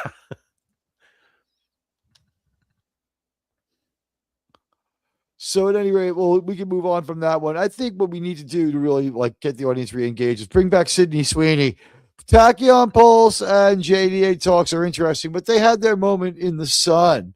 Life is but a poor player that struts and frets upon the boards for its lonely hour, and then is no more. It is a tale told by an idiot, full of sound and fury, signifying nothing. All right, so we've done Shakespeare, and the dead man is here. Yeah, Yoda was granted rank of master, but couldn't sit on the council. He was on the council, right? In the movie, yeah, but I don't know if he was on the council way back in the day. I think he was teaching Jedi for like 800 years. So I mean, by the time he was on the council was he using telepathy? Huh? Right? Was he just using telepathy so he could get around learning how to talk? Who, Yoda or Grogu? Yeah. Well, I mean, I have no hope for Grogu. When he does talk, though, people have said it should be William Shatner. That could be cool, actually. It's got to be somebody. It's got to be that somebody movie cool. worth seeing. I still think, and by the way, the Mandalorian and Grogu trailer was not a trailer. The Mandalorian and Grogu commercial, thank God, won't be in the movie. It was a send up of the classic Budweiser commercials, and Now, if they had just had maybe a No original problem. Budweiser. You know what? They did have an original Budweiser commercial later that was really patriotic with the eagle and the flag and the horse. They're trying so hard. That brand damage should have been a warning to everybody.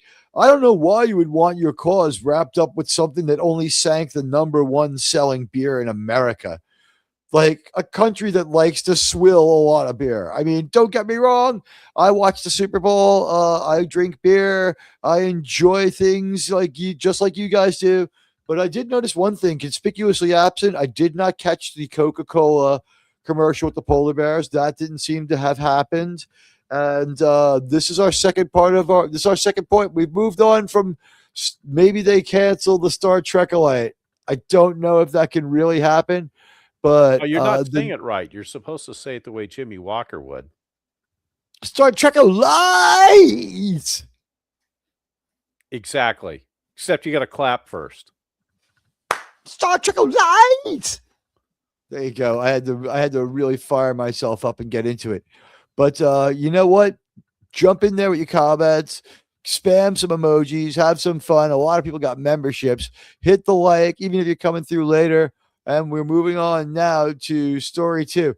By the way, Disparu's video, I want to thank Disparu for so much validation. We have said this before. We're going to get a lot of these jokes first, but this show is such a slow-moving target of stupidity and wokeness that you're going to get a lot of the same jokes. Disparu hitting on some of the same points we did. Really just a lot of validation and no shade. His highly crafted video came out a day after.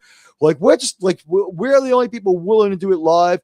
We're serving the audience that prefers the live stream over the upload, and it is what it is. Some days we really knock one out of the park with the live streams. Other days we have more low-key ones that are more personal. And God, the new Trek streams have just been crazy because of that has stayed viral far longer than I thought it could. So we'll see if that maintains virility this week. That's because everyone likes to rubberneck at the car crash. I'm going to wrap this Star Trek thing up while we look at Sydney Sweeney with this. I propose to you a new theory.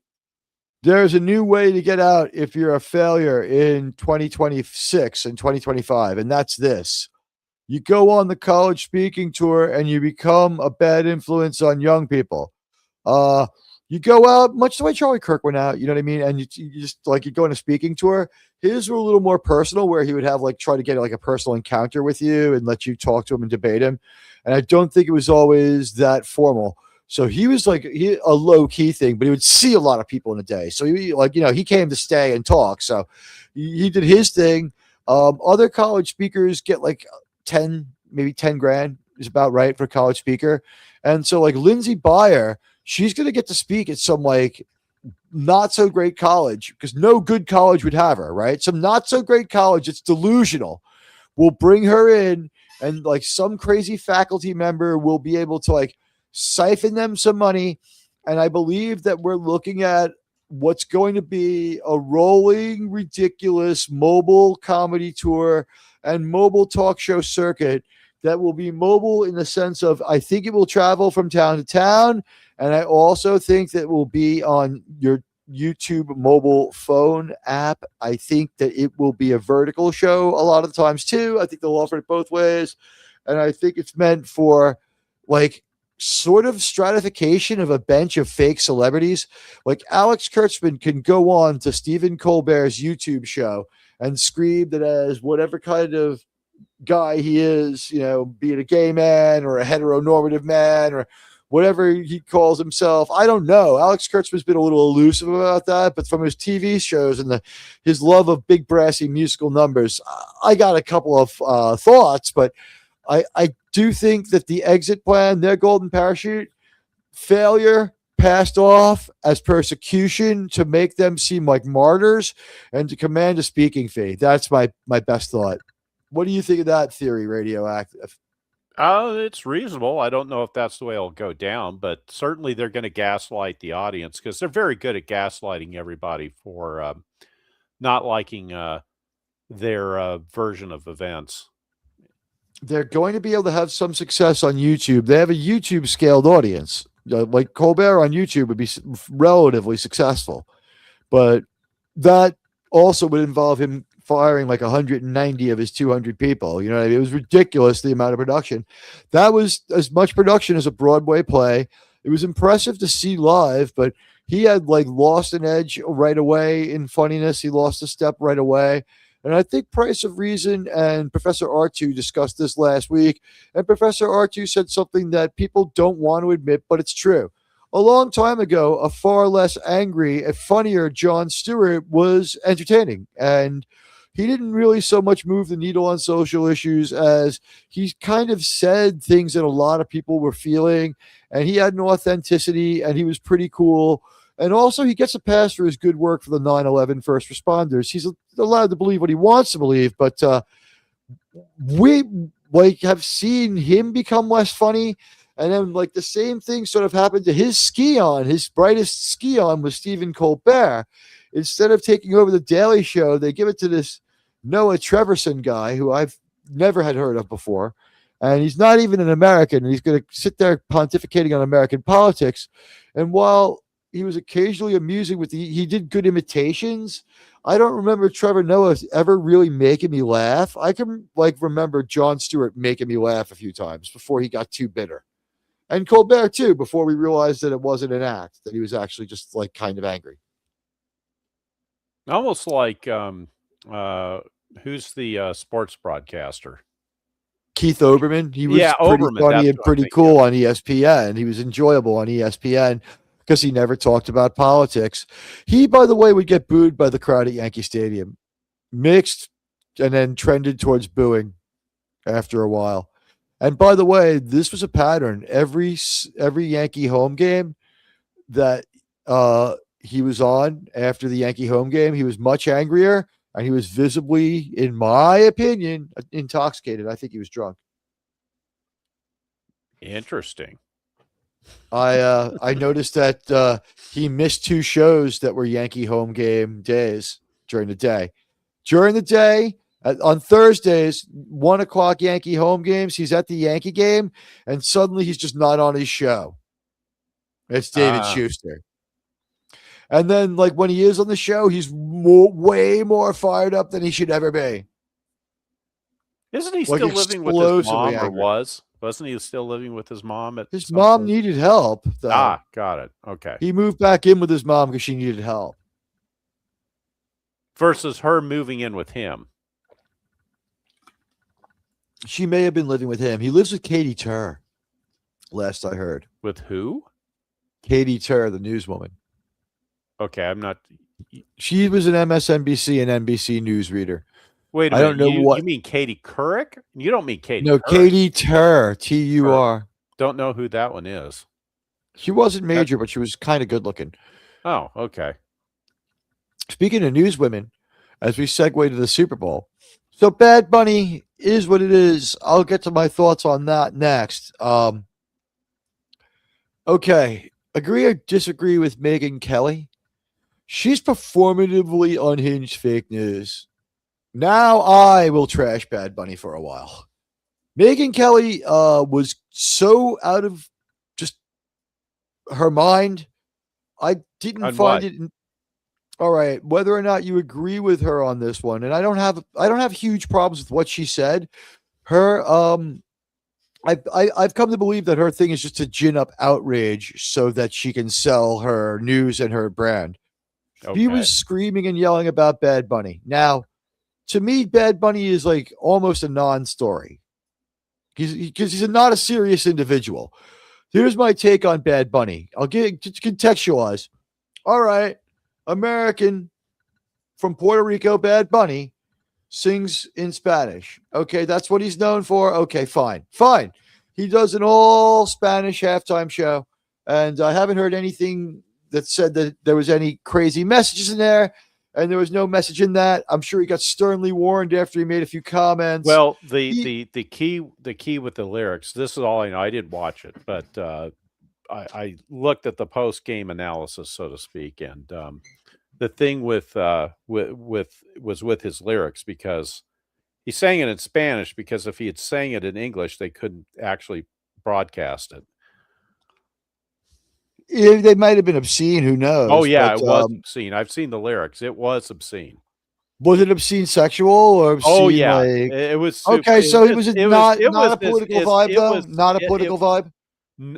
No, not the lyrics of the song that I've seen referenced. All right, so so the song was naughty, and he beat the senses that way.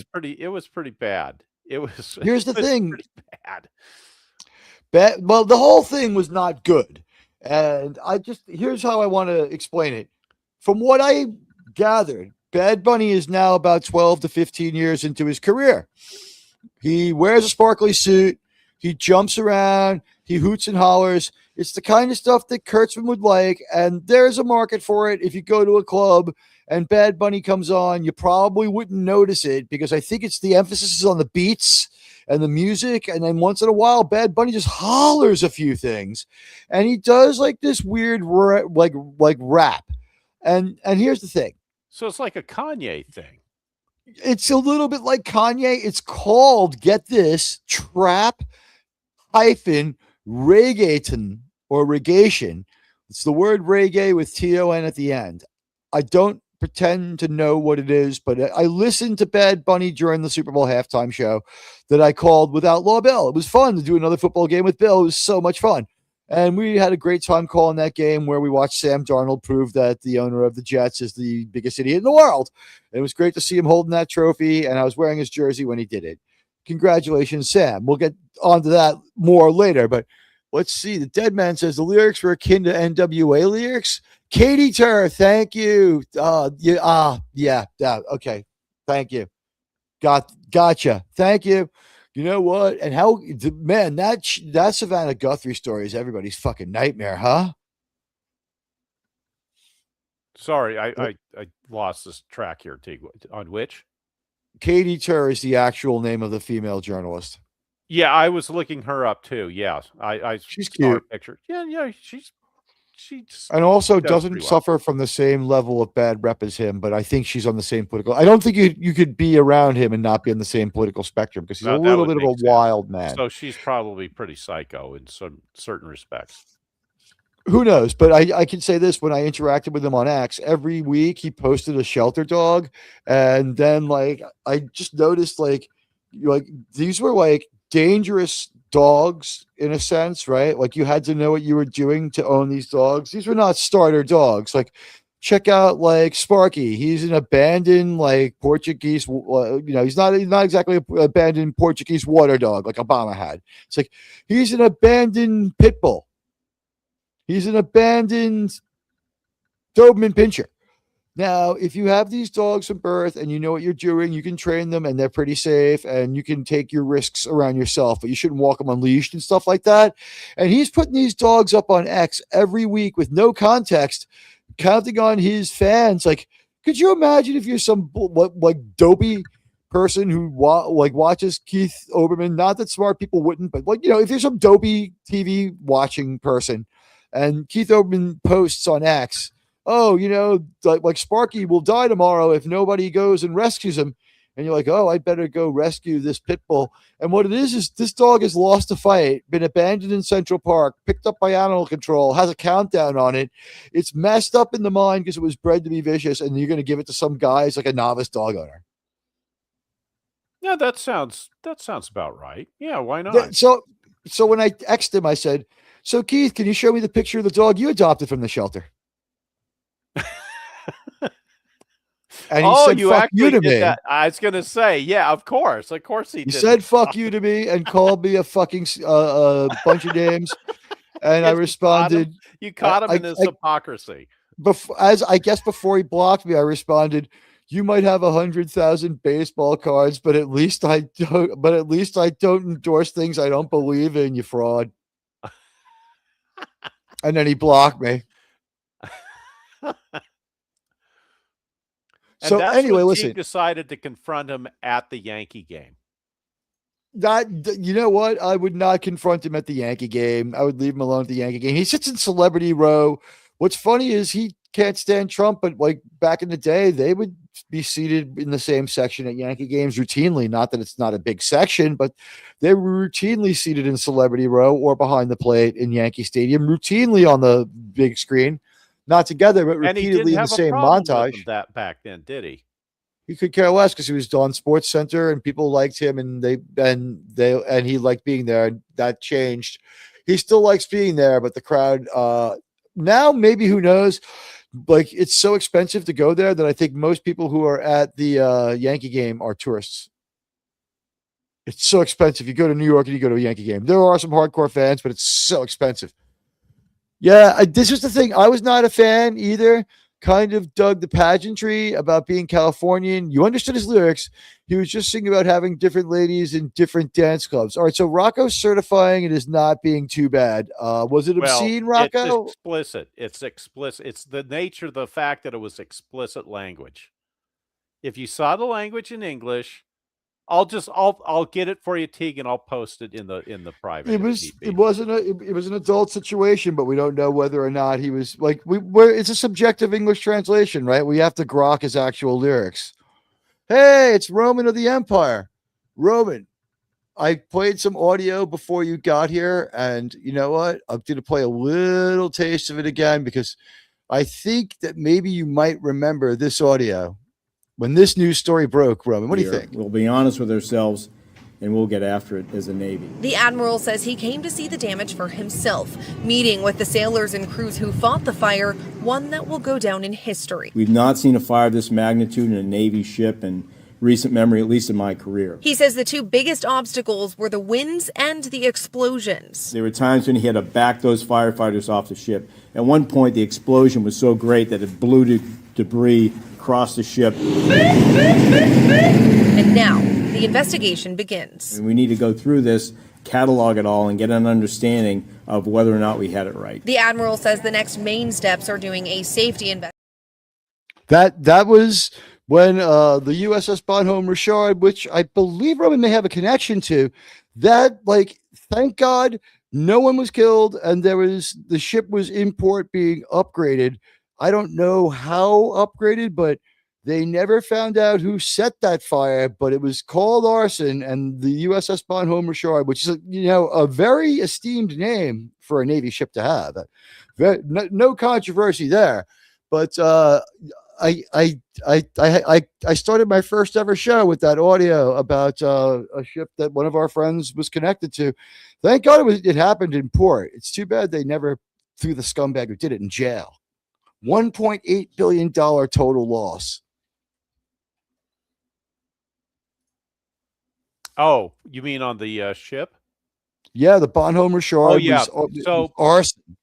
So they decided that they would not. They didn't give the guy involved an Article 15, or was it military guy, or was it civilian contractor? It was a guy who the main suspect could not be. They only had circumstantial evidence. They couldn't convict.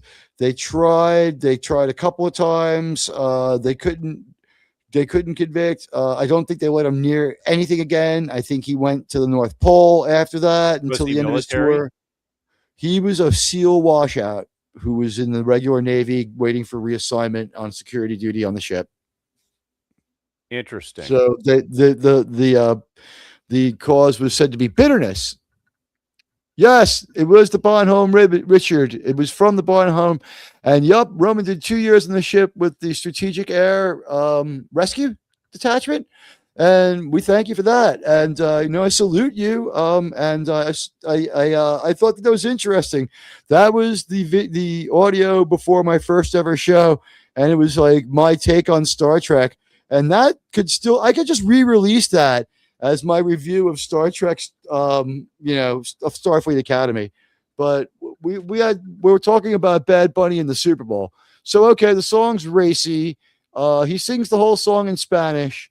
And thanks to Megyn Kelly, I now know that. Did you know that the United States has no official language? Yeah, I knew that. Which is why which is why a lot of people want to change that. I think it should be Pig Latin. Well, that could work.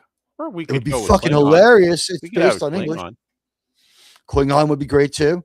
I think all street songs should be in English, Pig Latin, and Klingon. What do you think? Okay, English, Pig Latin, and Yeah, Klingon. small world, right, Roman? Yeah, English, Pig Latin, and Klingon. I think that all street songs should be in English, Pig Latin, and Klingon. Okay. But anyway, with Bad Bunny, so Megyn Kelly was really furious, and it's just the dying vestiges of the old outrage machine, fake news. And the thing is, people were good. Like, did anyone think Megyn Kelly would be anything but completely full ham outraged and like spittle flying out of her mouth, kind of angry about it? Like, did anyone think that? And Robin, we got the Yankee hat too, right? Well, keep in mind, since he's saying it in Spanish, most people weren't aware of what he said. Something like 30% of America could understand it, but you're right. It wasn't, and it's not 30%. I don't think. I think 30% of Americans have. There's about 40 to 50 million people, but that means 3 no. I think don't. I think Spanish speakers altogether. I think it was a estimate of Spanish speakers. Because remember, there are people like Sean has total fluency. It's scary to hear how well he speaks Spanish. Well, see, he spoke Spanish so well that Sean should be here. He could tell you what his thoughts are about. I think Sean is rightfully recovering from a wild weekend. Oh, I'm looking at the lyrics. Let's see. So okay, so that's that's the song in question. There were several songs, I guess, that he performed. So okay, he's talking about tearing off. This is like I like it. All right, this is Motley Crue. I would say Motley Crue sings songs like this racy. So they wouldn't, for instance, be able to sing some of their songs about like hardcore drug use or like, you know, wild stuff with chicks. Like and Motley Crue is never playing the Super Bowl. So Bad Bunny pulls that off. Is he a DEI hire? Here's the thing. I don't know that Bad Bunny has any future. Bad Bunny has been big up to now. And over the course of a 15-year career, I would like to point out at this point, Ozzy Osbourne, who is also not a very serious person, right? He was just an entertainer. Like on his tombstone, it's going to say, here lies the great Ozzy Osbourne. He bit the head off a bat. Am I not right? Like that's the epitaph of Ozzy Osbourne. The guy, he's the bad guy. He was a great musician as far as a singer. He fronted some great bands. He hired some great talent. He brought great music to us. He was a great performer. But Ozzy Osbourne, he like at least had with Black Sabbath and refreshed it with 1 or 2 songs on every album, a serious take on some things, some observational futurism, some fear of, say, like too much technology taking over, and all his very serious Black Sabbath work where the lyrics are very, very futurism looking, a lot of sci-fi themes like Into the Void, and interesting stuff from Black Sabbath that was deeply serious that he was a collaborative member of. So even Ozzy Osbourne, by the time he gets, and at this point in the career, I gamed it out. Ozzy Osbourne is up to ultimate sin by the time Bad Bunny is where he's at. I don't know if transregation is even a thing anymore. If I'm even saying it right, is it trap reggaeton? Trap reggaeton. So I think the trap would be traditional rap, and maybe the P is for Puerto Rican. So I don't know. Because he does like a really normal old school rap. He doesn't have rap speed. His rap chops are acceptable in his language. I don't know if he's mangling it. He has the pentameter or whatever you want to say. He can rap. But the thing is that there was no live element to the Bad Bunny show. There was no liveness to it. So as a musician myself, you say what you want about Green Day. They at least impactfully performed their songs, whether you like them or not. He looked like an old lesbian. They all look like old lesbians now. They're still the same old guys who were complaining about the government during George Bush, Bill Clinton, George W. Bush, Barack Obama, Trump the first time, Biden, and maybe by the time of Biden, they had chosen a side. But for the most part, they have a long enough history of complaining about the government. I would say this. You didn't have to like them to say that they performed their songs okay and that they didn't pull any political stunts during their Super Bowl moment. So they were professional, and they showed that they're in this business. Which do you know how long ago the song Longview was released? I'm trying to think which song was Longview.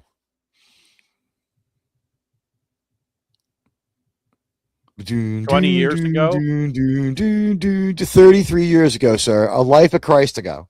Holy 33 years. Longview is from like Green Day? 1993. Yeah.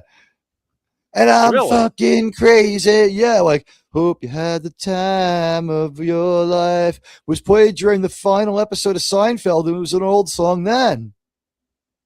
That was 1997, sir. That's 29 years ago, sir. It'll be 30 years since Seinfeld, sir. Sir, The Offspring were 35 years ago. That's crazy. That guy had a powerful voice. That is scary. Wow. I could believe this head case. If this might be, you know what? I mean, they're both that weird. I don't know. It seems like Bad Bunny is definitely very much into the ladies. So let me just talk about his thing a little bit. Okay, so the set looked really cool. The area that he was on looked really cool. I don't think his set of music was impactful. I don't think his set of songs was impactful. I don't think he delivered the impact of. Now, no one has their best gig at the Super Bowl because it's such a weird gig. The Rolling Stones did just fine. It was like any other 3 Rolling Stones songs out of nowhere. They did great somehow. U2, good enough, right? This is all because 30 years ago, there was a wardrobe malfunction at the first Tom Brady Super Bowl in like, what was it, 2004? So like 21 years ago, whatever. Since then, they played it really, really safe. They played like the next year, I think. 21 years ago? Maybe more. Janet Jackson, and could you Google it? Just Google Super Bowl wardrobe malfunction year, because since then you have to have a long time in the business. Let's see. Agreed. Politics aside, the performance for a live audience in the stadium was a bag of ass for the audience in the stadium. Yeah, it was like he would lip sync. Okay, thank you. Yeah, so it's 22 years ago. Yeah, it's getting a little old. So here we go. The performance, like the pageantry, as Rocco said, he was enjoyable if you were a Californian with California pride. Okay, let's go. I'll take my hat off for him. He's identifying not as a Californian, but as a Puerto Rican, but he does a good job of showing off California. What it meant that he sort of had a hedge maze and he's Latino. It's like, you see, like, I cut these hedges myself, sir. I mean, I'm Cuban, so I mean, I can get away with it. I mean, you know, cocaine jokes galore and, you know, whatever, you know. I think the difference between me and Bad Bunny is Latino and I am Hispanic. Do you think that might be an important distinction? I'm bringing it back. Admiral Teag, incoming super chat. Oh, wow. Hey, the dead man. Thank you for the $4.99 generous US dollar super chat. Stole the words right out of my mouth. Green Day at least was competent. Yes. Didn't lip sync, just played their songs. They had their other guitar player on stage. That guy, their rhythm guitar player, has been with them for like 30 years. Did they have the Bumblebee guy and the other guy on stage too? Those guys were a rip. They've been with them since day one. They're fun.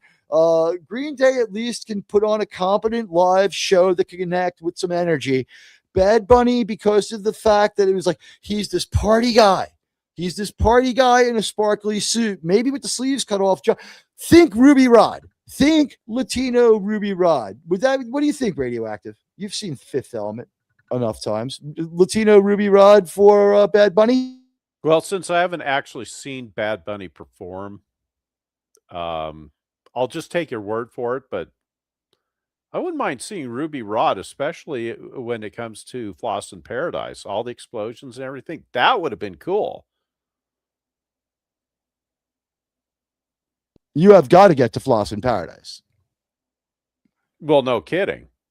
Yeah, that Super Bowl was post 9/11, and we had a really cool moment where they showed the names of the people who were lost, and it wasn't so bad. Like, I could live with that one. As far as like Tom Petty, it wasn't the most inventive or insane Super Bowl show with the most electricity, but he had a competent show. America hating Bruce Springsteen, who I just can't stand. I didn't really enjoy that moment for that performance from him. I thought he sort of sucked. And when did he do it? I don't remember. He did it in maybe the first 5 years after 9/11, the wardrobe malfunction. Oh, after the wardrobe thing. See, Yeah. I stopped paying attention to the Super Bowl a long time ago. I really did. How many New York hats do I have? I have. This is the one that kind of is stretchable. It's still like a full hat. It doesn't have the. I hate the adjustable strap in back. Like that'll make me pass on a hat purchase. So this is like the 4740 or whatever they call it. Like, hold on, I'll turn on my camera for hat aficionados. Like this one, right? So it's the one that has a team name in the back rather than the Major League Baseball logo. I have that. I have my fitted Yankee hat. I'm about to get my 96 World Series 30th anniversary hat. That's going to be fun. And I have my green New York Yankee hat. I have my Jets hat. I have my New York Giants baseball team hat. I have my Mets hat. And I think that's it for New York hats. But that's, and I have the Met hat that his nieces and nephews gave my biological father on like his like 75th birthday or something like that. So it's pretty cool. I have that one, but that one's sealed up in like a plastic box and I only wear it once in a while. If you ever see me wearing a white hat with a Met logo on the side, it's my biological father's. I wear it for fun. And I have a Brooklyn Dodger hat. I guess that counts as a New York hat. So I have a bunch of New York hats.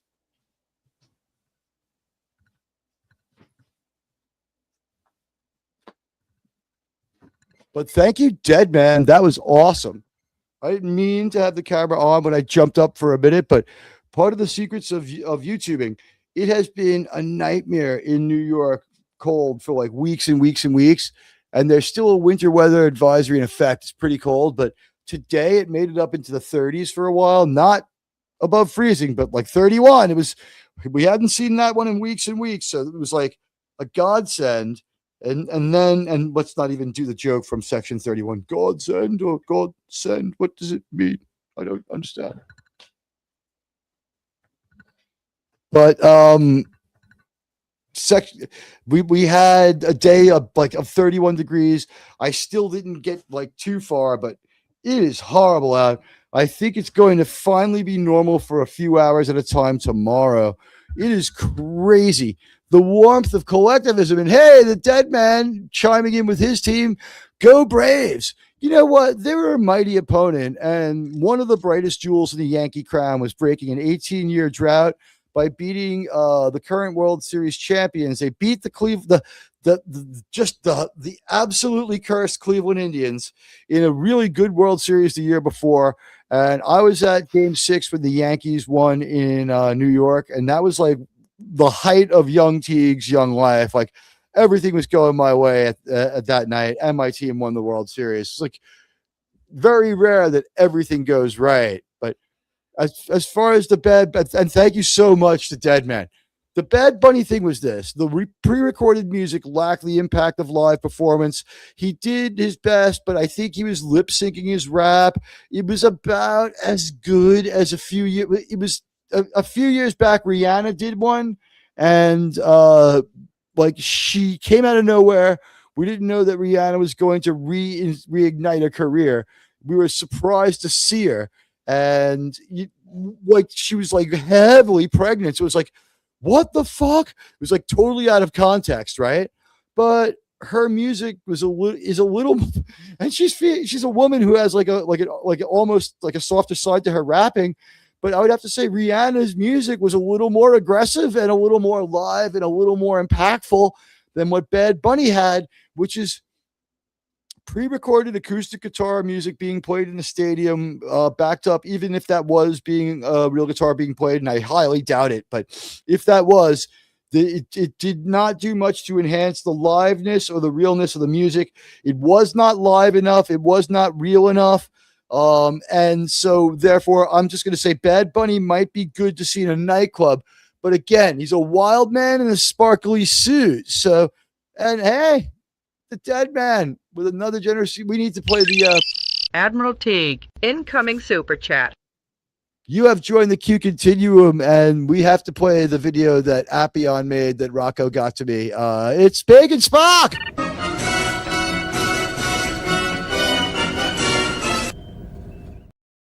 It's exactly perfectly long enough for the Romulan music. I got to thank Appion for that one for me, Rocco, and thank you for getting it to me. It was effing hilarious. And let me highlight that super chat after I heard it over on the other side. And by the way, hello to everyone on Rumble. I haven't even gone there. I haven't even said hello, sir.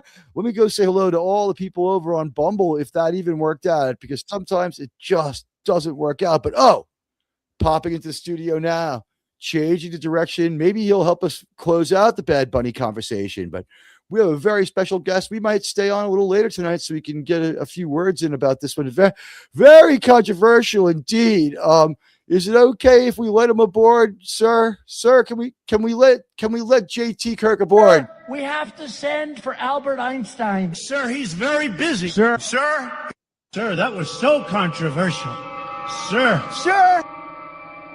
No way. JT. Radioactive, sir. Sir. It's great to see you. You had a lot to say about last week's episode, and then you got screwed out of it because the warmth of collectivism hit Detroit. Yes, indeed. Let me light up our friend's favorite team. Go Panthers. Why not? Didn't Sam Darnold stop there too on his way to the Super Bowl? Oh, he might have. Jacksonville. I tell you, what a snooze of a game. We could have had 4 other teams, and if any of those other 4 teams, the Panthers, the Bears, the Bills, or the Jags, if any of those 4 teams had made it, mid-century football, right? Right. If any of those teams had made that game, I was talking about this over on Dadman's a while ago. You would have had like 49 states rooting for one of those 4 teams, and then Seattle or New England having like a 1-state vote for those. That's how boring this matchup was. And I was just glad that I didn't even have the TV on for halftime. I didn't really know that the TPUSA thing was going on. I don't know if that just I've seen Kid Rock live. Yeah, he's from Metro Detroit. Not a fan. He's not so great. Not a fan. He's not guys, great. Listen, let's just get the record straight about Kid Rock. He is endorsed and then unendorsed Obama, supporting Romney after the loss, then supported and then unsupported Obama to endorse McCain, and then flipped back to Obama. And then after the election said he wished he had gone with McCain. He only knows Trump because Trump and him are personal friends. His big song about summertime in northern Michigan was just a ripoff of Sweet Home Alabama. I don't care if you got permission. Musically, with a little bit of it's a Snoop rehash. Dogg thrown in. And with a little bit of Snoop Dogg thrown in, because it has that bow wow, yippee yo, yippee yay thing going on. And he was another just like, all right, so you were married to Pamela Anderson, like, and she was still in her prime. Like, I respect that. But one of the worst concerts I've ever seen that I paid money for was, all right, Child so you rock. play music. Yeah. You play music. I play music. Child Rock as the opener for Geriatra Smith. Fucking Aerosmith. He's a successful man. I'm not going to knock him for having success in his career. No, we're happy He's probably more upfront about it than Dave Grohl, who has not had shit to say since his friend dropped dead after he guaranteed none of his friends would drop dead again from heroin. right, but I don't think he represents our state very well. I don't think he is a particularly adept musician. I don't even think in terms of pop musicians out of Michigan. I think even Bob Seger ranks above Child Rock. Bob Seger's a legend. Come on. He is. I think Motown is so many leagues and just leaps and bounds ahead of him. There are a lot of Michigan musicians that you wouldn't know because they've lived in LA now for 20 years that just beat the socks off of Child Rock. So. There's no song by Child Rock that's as good as the song by, like, almost equally unlikable Eminem, but Lose Yourself to the Music is at least a fucking awesome song that is built off a good Zeppelin song. And they did the best thing you can do for any Led Zeppelin song. Lose the guitar solo and cut out Robert Plant. Tomorrow, it's awesome when you do that. Tomorrow, because we have a 3-year project of just not having a highway that goes east to west in my city. I know, great plan, right? I get to drive through Eminem's neighborhood. tomorrow. Now they hate each other. They are So the enemies which that one another M&Ms are you deserves. dealing with out there? Are you dealing with the red ones or It's the the blue brown ones? ones that Eddie Van Yes. Halen wouldn't eat. Yes, Admiral Teag is correct. Which is? So let me We put can't say it it this again. way, okay? Radioactive. One day I left work at about 5:00, and there was a traffic jam, an accident on the highway. So I hopped down to 8 Mile for a little bit. Now this is the 8 miles, like a 40-mile east-west road. It just goes on and on and on and forever. But I had to go through the part that was in Detroit, which is also, not a short stretch. But I made a right-hand turn onto 8 Mile, and when I made that right-hand turn, there's a car wash. There are many car washes on this road, so I'm in no way doxing myself. About 10 minutes after that, and I saw it in the news when I got home, because for whatever reason I had the TV on that night. About 10 minutes after I had gone through that intersection, there was a massive shootout at the car wash because the drug deals were going south. Interesting. So, summertime in I guess lose yourself, mom spaghetti. I don't really know how to end that one, but Eminem and Kid Rock are not also fans of each other. Kid Rock went. That's what I love, that they hate each other, and you get the nemesis you deserve because they are the perfect arch enemy. I will give Kid Rock his due. He was fantastic in Joe Dirt.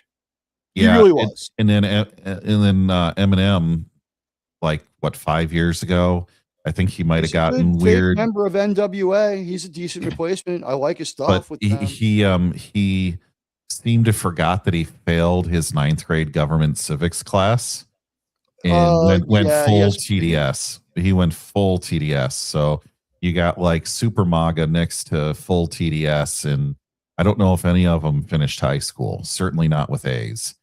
Going after each other on that. If we're gonna round out with the rap people from our hometown, like people, hip hop culture, and like whatever, Jamaica Queens, it's like where it was kind of born. And Nicki Minaj from Jamaica Queens has been showing up in MAGA circles. Guys, this is going to be a future liability. Hopefully by now people in the administration have Googled her brother, Giuliani, Jelani Minaj, and why he will never walk the fucking streets again. Now, you might think this was some weird outlier thing, but then Nicki's husband has similar fucking problems. And like, I think that Nicki Minaj thinks that she can get her brother pardoned, but he is never getting out. He's convicted in New York State, and the crime is unspeakable. Unspeakable. It's Steinep's Pleasure Planet stuff. But JT, now as we could segue away from the Super Bowl without talking much about the game, except to say Sam Darnold managed not to lose, and just a slow, overwhelming mid 20th century style football game, huh? I played in midfield. It was the most boring thing I've ever seen, and I only watched the fourth quarter. As the Seahawks slowly overwhelm them. Slowly. That was like watching a guy pull off a sleeper hold. Sounds to me like I was better off trying to get that toe hold into Cyberstan last night on Helldivers. Radioactive. Not that I play games, but just Radioactive. It's a totally unenjoyable game. It was slow though. When there's like 3 minutes left and you're down 2 touchdowns and you need to be throwing like 20-yard passes, doing your accelerated 1 minute game, and they're doing the running game. They're doing the running game, or they're throwing 5 yards directly over center to the middle of the field. Wait, hold on. I have a moment of inspiration. Wait, hold on. That was New England. When you throw the game away and your name is Jake May, you throw it downfield. Sorry. They ended up with almost the same amount of yards, but it was like Sam Darnold couldn't throw, Drake May couldn't throw. It was a running backs game. The kicker should have gotten the Okay, so the the real MVP, question and all is, points by the Seahawks were scored by former Jets. Justin Meyer, who we never should have let go, and Sam Darnold, who we never should have let go. Our okay, owner's a fucking idiot. so the question is since all of these companies are incorporated as entertainment companies and not as sports companies, I believe. Okay. Which one was supposed to win according to the planned outcome? Oh, Kalshi and Polymarket both had the Seahawks by something Everyone like had 2-1. the Seahawks. Okay. It's impossible to imagine the Seahawks not winning that game because so the best who team did didn't win? go from there. Did they win? Seahawks won. Oh, okay. They won fairly easily too. It was an ugly game filled with like things from old fashioned football. This was a Super Bowl from the mid '80s. Am I right, JT? As far as no, that was even too exciting. Mid '80s. Those like were the good 70s games back in the '80s. I was going to say they hit harder than let's that talk back then. 70s. No, but I mean, as far as this game was, so much of it was played at midfield, stalled drives back and forth. Yeah. And the coach of the Seahawks showing that he was no idiot by taking the field goal, which is what they tell you to do. And I've seen the Jets lose so many fucking games by going for 2 on everything. Sam Darnold would have not made any of those 2-point conversions if he had kept trying to punch his way in with Sam Darnold. There were a few third and shorts where they just kicked the field goal.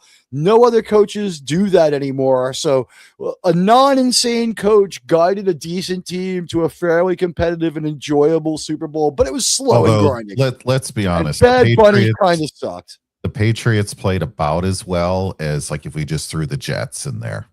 Like just take any generic. Well, no, they weren't NFL scoring team. at will. They were all over Sam Darnold. The reason, in my opinion, the reason why the Patriots did so poorly was Jake May's bad play was a lot. But the thing is, their defense did a great job of containing Sam Darnold's. Did not pass the ball well at all. He had a shit game. He still won because he didn't turn into bad Sam Darnold and throw the ball away. Although that was a real Jets moment when was it the Patriots threw the ball into the back of the guy's shirt, hit him in the back in between the numbers and bounced it into the other guy's hand for a pick 6. Was that the Patriots where he threw past the ball into his offensive lineman and it bounced into the defender's hand and ran it in for a touchdown? That was earlier. I didn't see it. It might have been, I forget who they did that to, but we saw that. They slowly overwhelmed the other team and they managed themselves to a win where it was just like, at the end there, when the Patriots start scoring and moving on the field, it's because the Seahawks had them by like 3 scores, and then they piled on yet another one, and then one Patriot drive after another just sputtered out. But Darnold wasn't great, but they pounded him into the turf over and over early. It's like late hits and like did very little penalties in the first half, but like so many hits. So many hits, not a lot of sacks, but so many hits on him, so much roughing him up. They were trying to make him turn into bad Sam Darnold. It never happened. He stayed serviceable, but he wasn't throwing great passes. He was throwing it away a lot, wisely, and just his running back was great. Now, Admiral, did you already talk about this point where you either had to watch the TPUSA show if you loved America, or you had to love the horrible Bad Bunny show? Or I decided to split the baby. I would watch Bad Bunny while hating him. Okay, because but he won my hate. I figured he was the story. I've seen Kid Rock perform. I don't care. You know what I mean? Yeah. I did see the shit show that was this Bad Bunny concert as filmed by somebody in the stadium. The criticism was pre-recorded. No one could understand whatever he said, which was what Kendrick Lamar's Super Bowl performance was knocked for. If you can't understand what the singer is saying, whether you speak Spanish or not, Academy style, they could never understand. Yeah, you could throw Holly Hunter in was there. Rapping in there. Yeah, and then Maybe other Holly thing Hunter was, would have improved it. all I saw were people just standing around during that concert. Nobody cheering, nobody singing, nobody clapping, nobody moving back and forth. It just a lot of people went to pee. A lot of people went to get a beer. Yep. A lot of people just like. Honestly, there was nothing more than a gawk factor to Bad Bunny. He had like Bill and I, he said, do we turn on Turning Points USA or do we stay with Bad Bunny? And I said, quite honestly, Turning Points USA isn't really the story, is it? The story is, will Bad Bunny try something political? I predict he doesn't. He's like, you're right, Bad Bunny's the story. So we agreed. We stayed with Bad Bunny. And I'm glad that we were able to see it, because I can watch that Turning Points USA thing later. If Bad Bunny had gone sideways, it would have gone sideways in front of the whole country. And I was, but my thing is, Bad Bunny sings in Spanish, and is reggaeton really a thing anymore, or reggaeton even a thing anymore? Trap, reggaeton. I think he's outlived it. I think the deal is he was so big that he outlived his niche, but his niche is gone. So like looking for relevance, it's like his biting the head off a bat was like his anti-ice statements. It's like putting disco in the halftime show in 20. Actually, that would be better. Might be cool. That actually, yeah, no, cool. I mean, you're overthinking it. He's doing a better job than them. I mean, fucking, you know what? And maybe like even like reunite the Bay City Rollers and just have them do Saturday night, even though it's on a Sunday night.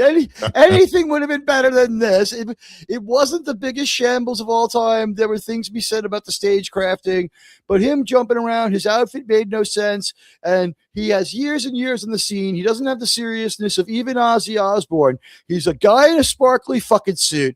And when he shows up one day acting like he fucking thinks he's Bono, it doesn't hit as authentic. What do you guys think of that? Oh, it totally was just crap. I think you said it. I think you said it very eloquently, especially compared to just my summation. But then he's just a guy in a sparkly suit who's yelling dance and party for 15 years. Ozzy Osbourne, at least at some point, he's like, dreamed I was a werewolf and wrote a song about it. Me mates. Look, maybe I'm so harsh on these halftime shows because the music is very forgettable pop music that nobody is going to even know or care about in 5 to 10 years. And so by the time it gets to the Super Bowl, already no one cares.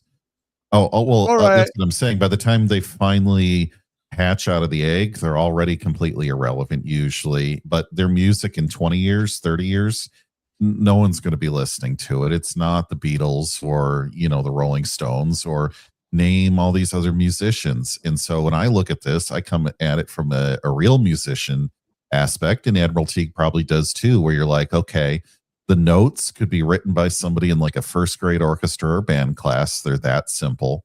There was people no in front of the stage are not music.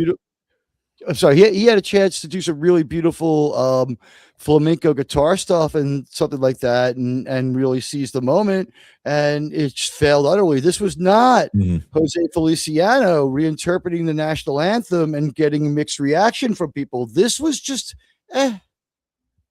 right.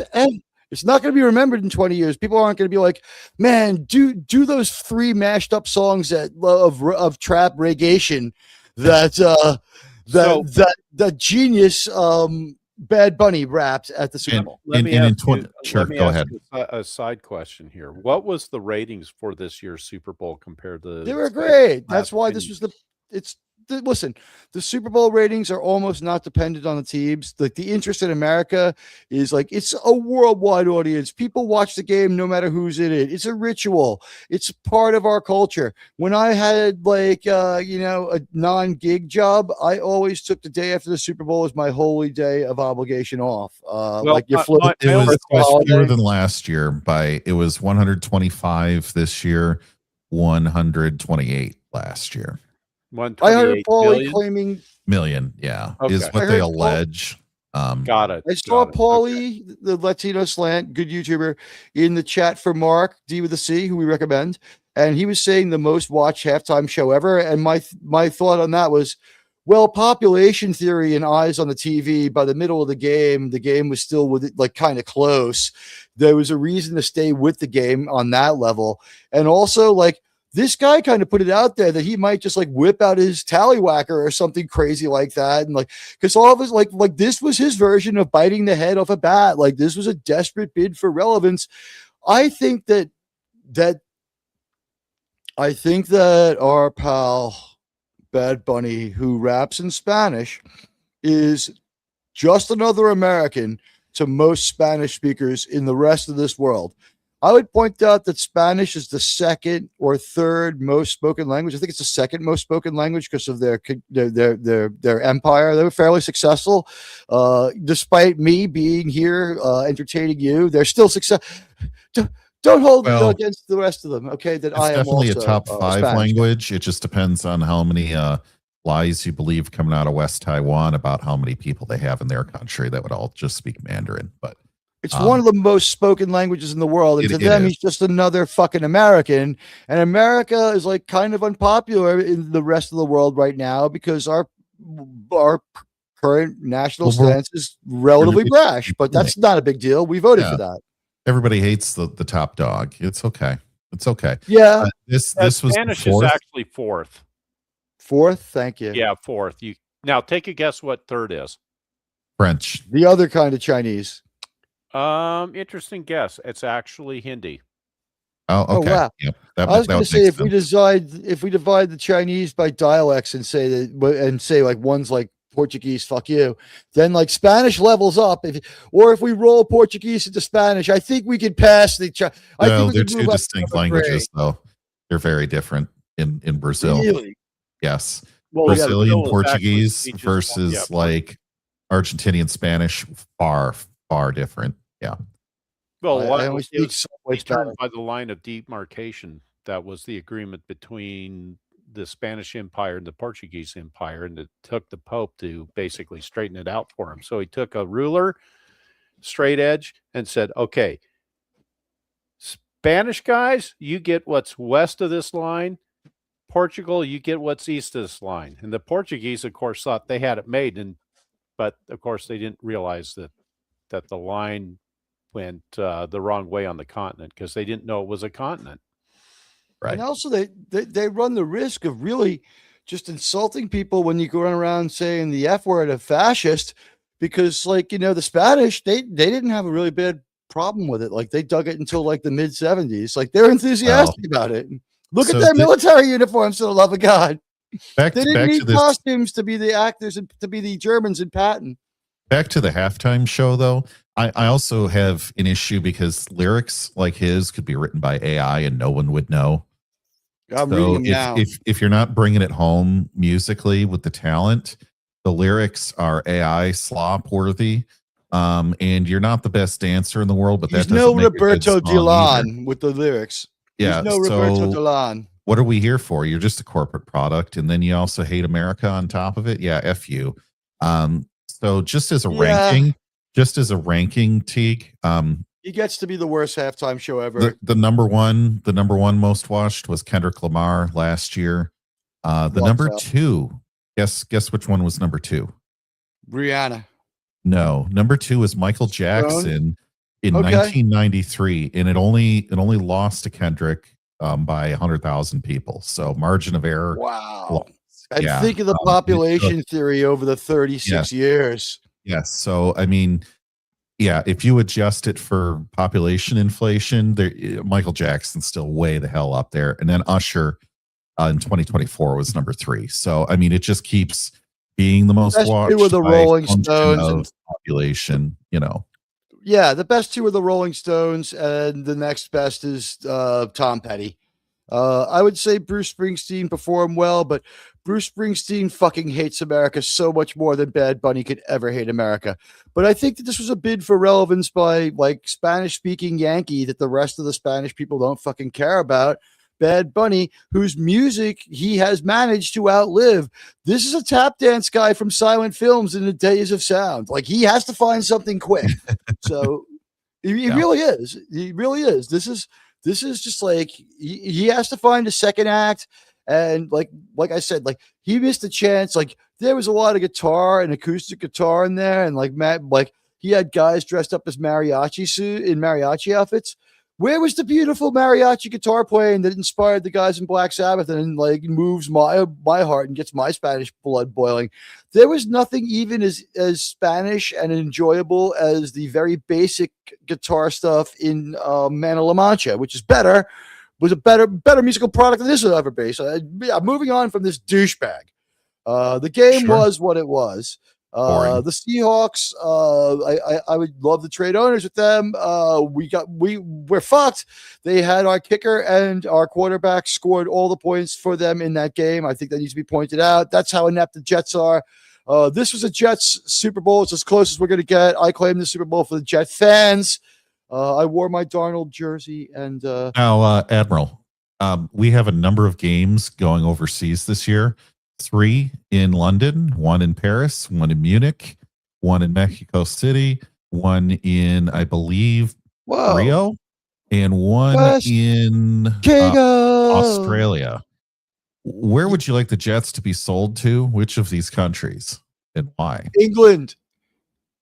I think England would be great because then they could change their name to the New Jersey Hessians like they were supposed to for the last couple of years they're here, and wear the red jerseys, and then they could go to England and they could be the like the London Hessians. Admiral Teag, incoming super chat. Wes Cagle, savior of the universe. The world hates us. I got one thing to say to the world. Fuck you. Way to go, Wes Cagle. Also, you know wouldn't what? they be the Hanoverians? Yes. Hanoverians. That would be a hard. The Hanoverian Hessians. That would be fucking awesome. Or said, yeah, that would be great. Send them to Germany, make them the Hanoverian Hessians. Give them like accidentally, ironically, horrible, hateful uniforms because our owner is an ogre. Like, I am not one for political correctness, but he got thrown out of so many countries for being rude and nasty to everybody and talking only in racial pejoratives. There's a limit. There's a limit. There's a limit to how far you want to go with that stuff. So we'll leave it at that. So moving on from the Super Bowl, before we talk about last week's episode of Star Trek, have you seen the numbers for the latest Admiral Teag upload? I have not. I checked. We have this morning. 2,400 views, almost up to 2,500 views in 5 days. I'm sorry, in 4.5 days. It is the highest performing Star Trek video in the history of YouTube, period.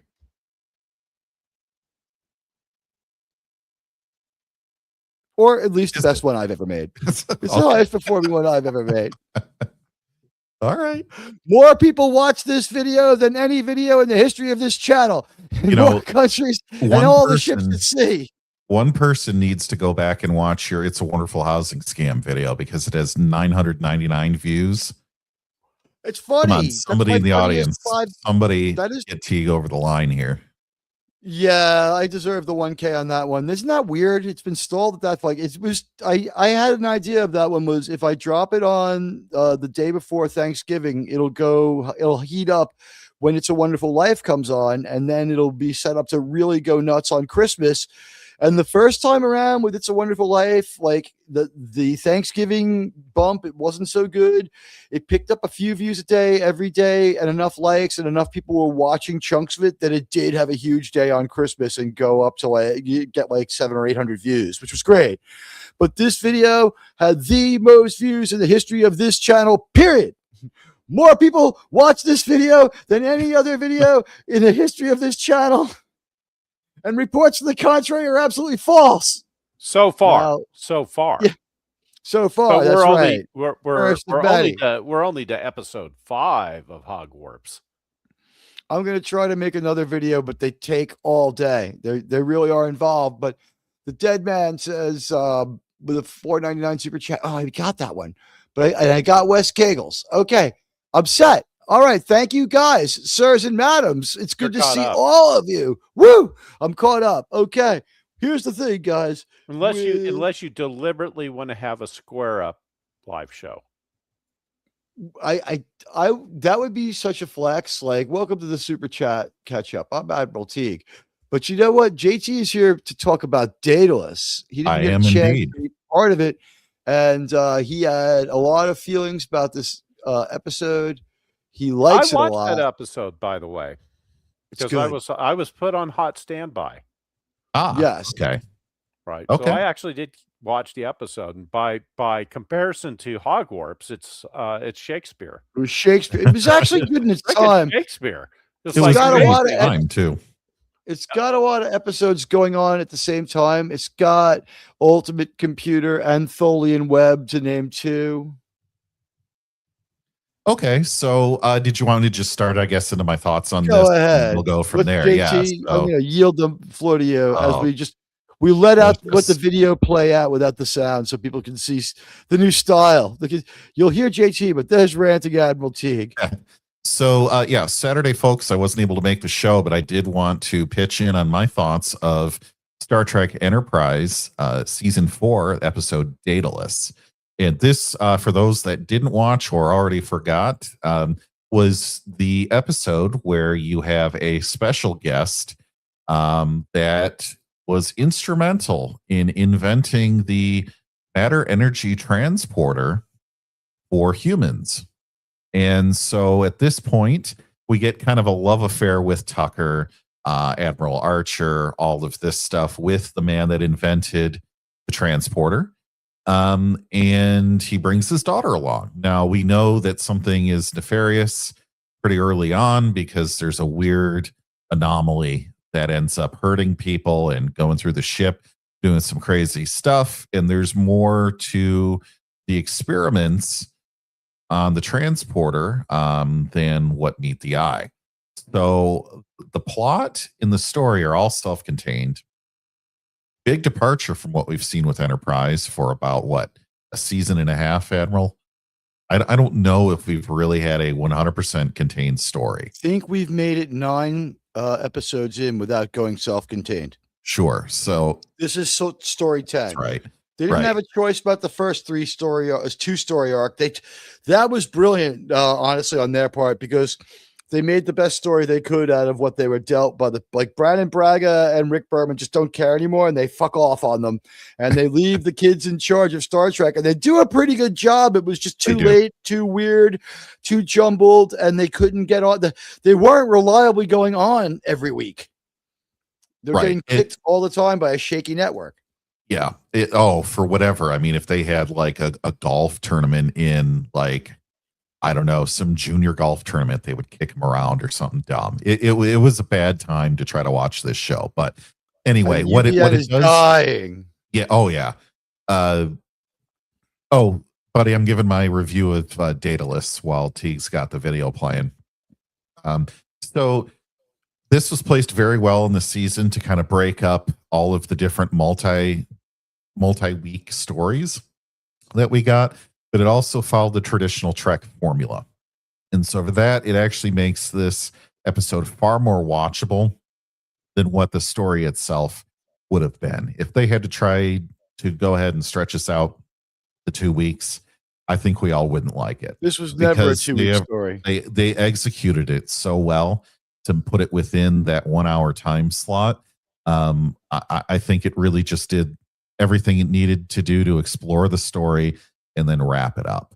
And so it had fabulous pacing. Now that they did this. Really, that's one thing that this story got right. I wonder if LeVar or Roxana directed it.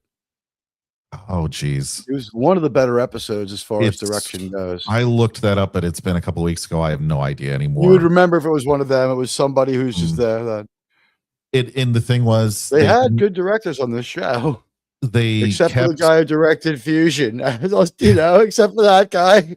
Yeah, and look, they kept CGI to a minimum, but it was done well enough where we weren't feeling that it was too cringy or that they had wasted too much of their budget on this. This was borderline a bottle episode in a lot of ways, and that's fine. The one thing that I will say that you guys on the panel probably would have disagreed with me on, at least Sean, I think probably would have, is I did not like the actor very much that played our doctor, mad scientist father in the wheelchair in this episode. And I forget his name. It was just one of Dr. Erickson, played by Bill Cobbs. Yes. He does come off. Here's the thing. He nails being a dick. We're not supposed to like him.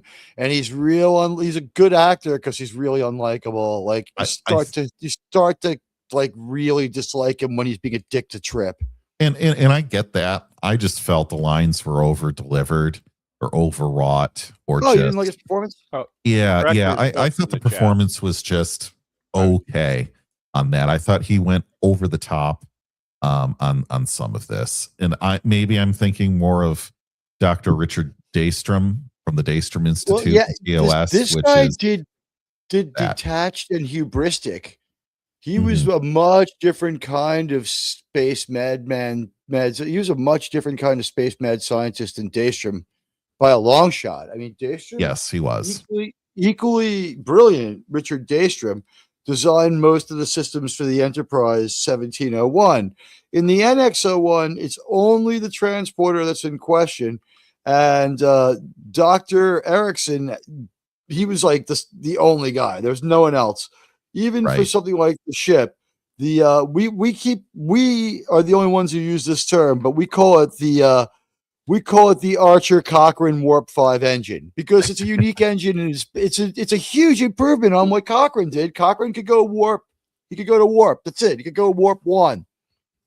He couldn't go warp 1.1. His ship would have fucking fallen apart. Right. Henry Archer built a warp 5 engine, damn it. And by the way, Archer has absolutely had his hands up Erickson's daughter's shirt, which is part of why Erickson doesn't like him. They went to high school or something together. Okay. There's an implication of like at least very close friendship from a young age. Yeah. I guess the part of this that I would also say that I was not necessarily the biggest fan of, besides the overacting, was just that the CGI weirdness on some of that. I don't know if it was needed. I think they spent a lot of time getting that effect right, but I just think, it wasn't poorly done. I just don't know if it was needed for the story. I know that's a small quibble in it, but I just wanted to say it. It was a well-conceived effect in the sense that they knew what they could do and get away with, and they didn't go to. It was very, very subtle and well thought out as far as the CGI goes. But if you want to say that you didn't find it aesthetically cool, I mean, that's valid. Like, that's valid. For what they had with their budget, it was a series of good decisions. It's just, if you didn't like the end result, I didn't think it was like necessarily a deal breaker. Sure. No, it definitely wasn't a deal breaker. One thing I will say, my last big thought that I had on this, and then if you want to interrogate me on anything else before the score, Admiral, all yours. I would like to say, though, that Enterprise has messed up doing the prequel stuff many, many times. And by that, I mean they mess with lore, they mess with canon, they make a mission, they have to retcon things. They messed up the Borg. They screw up, and this is why I don't think prequels. They messed up the Borg so badly. Yeah, no one had been afraid. They tried to do too much with that episode, and in that stupid episode, no one had been afraid of the Borg in so long. Voyager had absolutely extirpated and destroyed the idea that the Borg were in any way frightening or didn't negotiate or formidable or couldn't be beat. We saw Species 90210 destroy 15 Borg cubes in one of the most poorly written episodes of any sci-fi show ever. In that episode of Voyager, it was almost New Trek bad. Shakespeare by comparison, but it was pretty fucking bad. They couldn't have one Borg cube represent how powerful 90210 was. We'd never seen even one Borg cube stop that easily, and to swat aside 15. And then, like, we're beating up on both of these races with just one starship. It was ridiculous, but we didn't get stuff even that good from New Trek. Well, and so you have a great example on Enterprise with the Borg of where you could really mess things up. You messed up by introducing the Ferengi too early. The Klingons didn't look like TOS Klingons, so you had to spend all this time retconning in a future episode we haven't seen yet. There are so many ways in which Enterprise could alienate longtime fans, and this isn't limited to Enterprise. This is an issue with Hollywood as a whole for 20 years, I guess, since Enterprise all the way through, where everything has to be a prequel to all the actual good stuff that we liked. And here, they didn't mess up. Here, I don't think they messed up one time. And so they deserve, well, I don't know if you would award them a medal for that, but there's some kudos involved for at least just not effing it up. And I think that was maybe by design. By making this a smaller episode, you could more focus in on, well, what is transporter history? What's been said in movies and previous TV shows? And a lot of times they just didn't go into it that much outside of there hasn't been a case of transporter psychosis or a case of a transporter accident in X number of time. This is the safest way to travel. They had some basic things like that, but they were able to write this character in without having to be too strategic to make him say X, Y, and Z lines. And they didn't feel it necessary to have to invent too much about the technology to start running into the problem. And I think that was tactically very smart. I will say that what was that quantum transportation thing? JJ totally ripped that off. We mentioned in that. 2009. Yep. We caught that. Which isn't this episode's that was fault. interesting that they did that. Yeah. It's because one of their writers saw it. One of their writers saw the episode.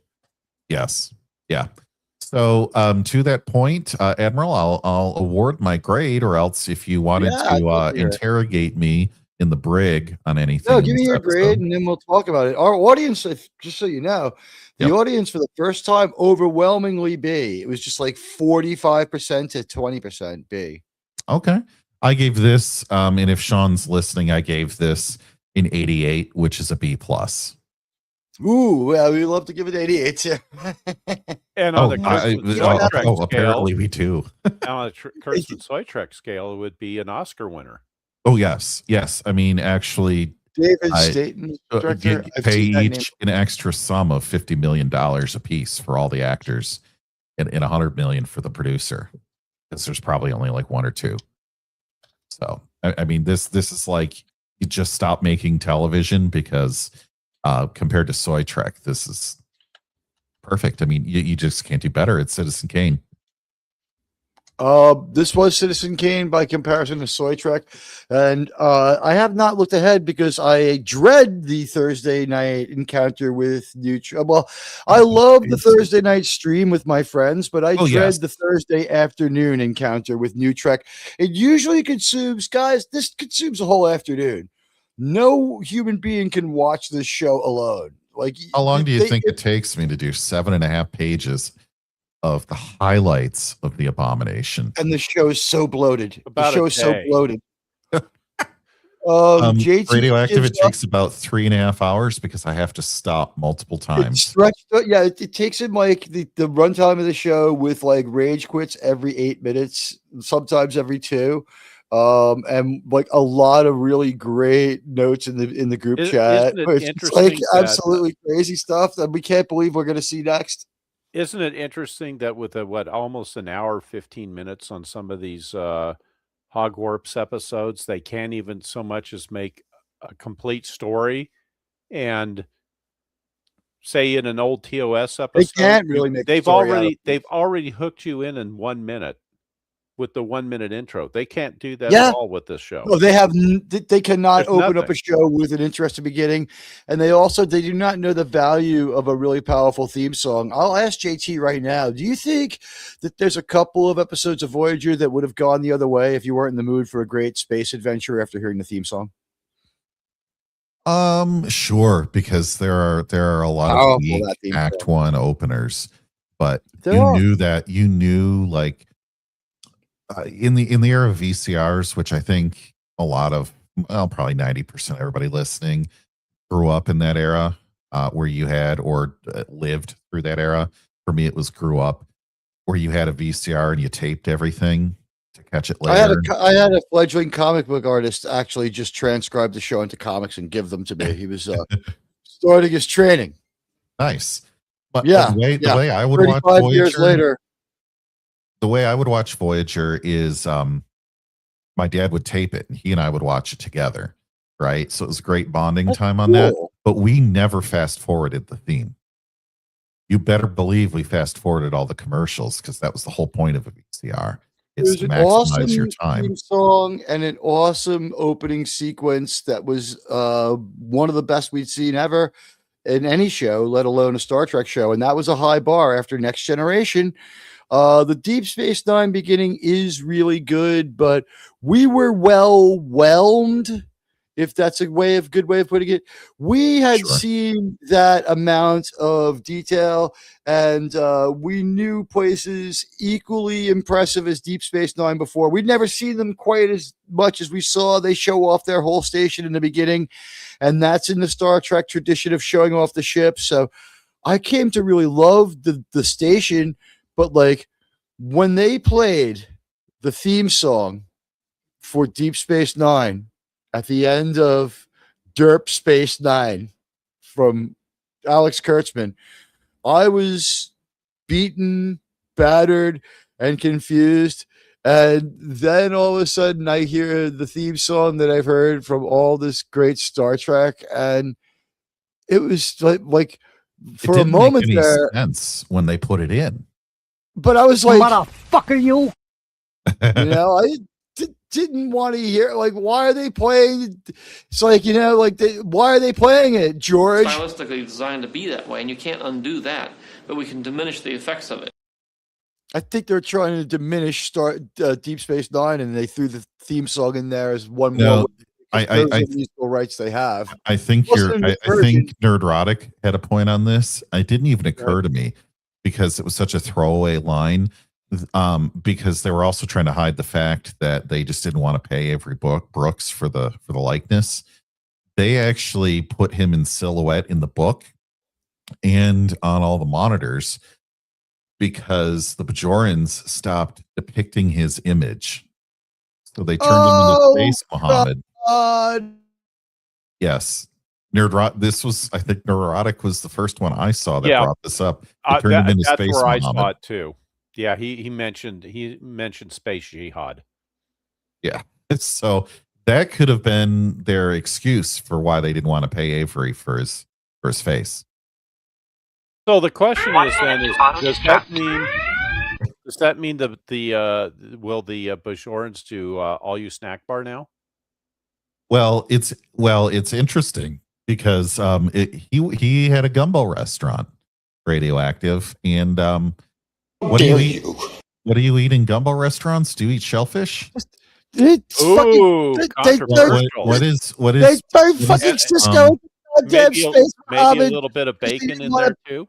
Yeah, bacon, shellfish. This might have been Bajoran Haram. Ben Cisco might have. You know what? God damn it! They don't want to give Avery Brooks like $100,000 fucking dollars while they're lining their pockets. In my opinion, with a Star Trek show that doesn't look like it's worth 10 cents up there on screen, it's absolutely a freaking disaster. Every time we watch it, it's gotten worse every time we've watched it since Section 31. Sorry, like this for minutes at a time, and we have no fucking context. I don't know what's going on. No one knows what's going on. Fucking the Klingon makeup is horrible. We got the ugliest Dax. If you needed a Star Trek to give you a really, really ugly Dax, we have a Star Trek for you. Oh my God, was that horrible? We just need the Guardian of Forever to erase this whole thing. That's how you do it. It doesn't even have to be the Sweeney-less crew or anything. They just have to have some mechanic. If they're going to have some reboot, they have to have some mechanic where somebody steps out of the Guardian Forever and the Guardian Forever says, "What was then is now again," or something. It's been restored, right. And they show a fading view, semi-transparent view of Soy Trek in the background, and it just disintegrates. Sir, that was so controversial, sir. Yeah, I mean, whoa!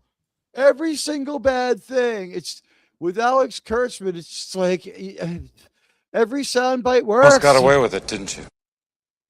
Honestly, Admiral, we have more fun on the way this week, sir. I put in the synopsis for this week's episode. Would you like one of us to read it? Or go ahead. Okay. Ahead. Season 1, Episode 6 of Starfleet Academy, titled Come. Oh yeah, let's away.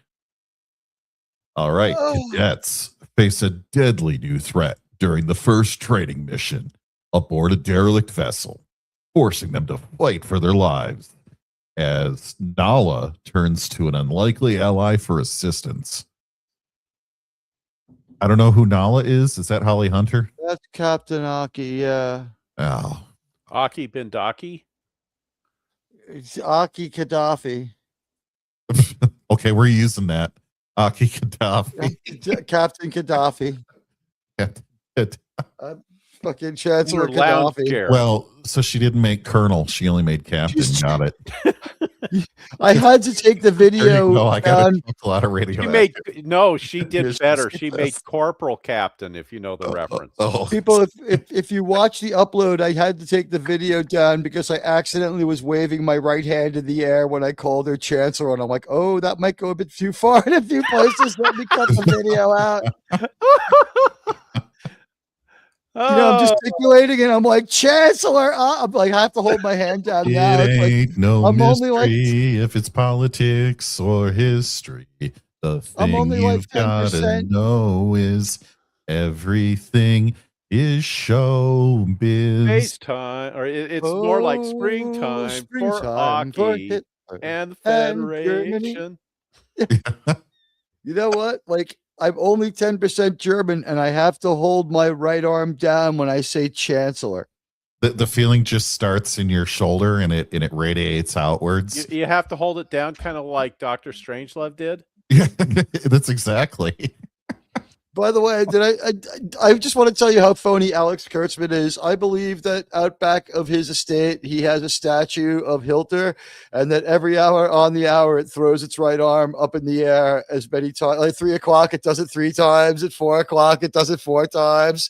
And like, I believe he has a Hilter glockenspiel that Sieg-Heils on the hour.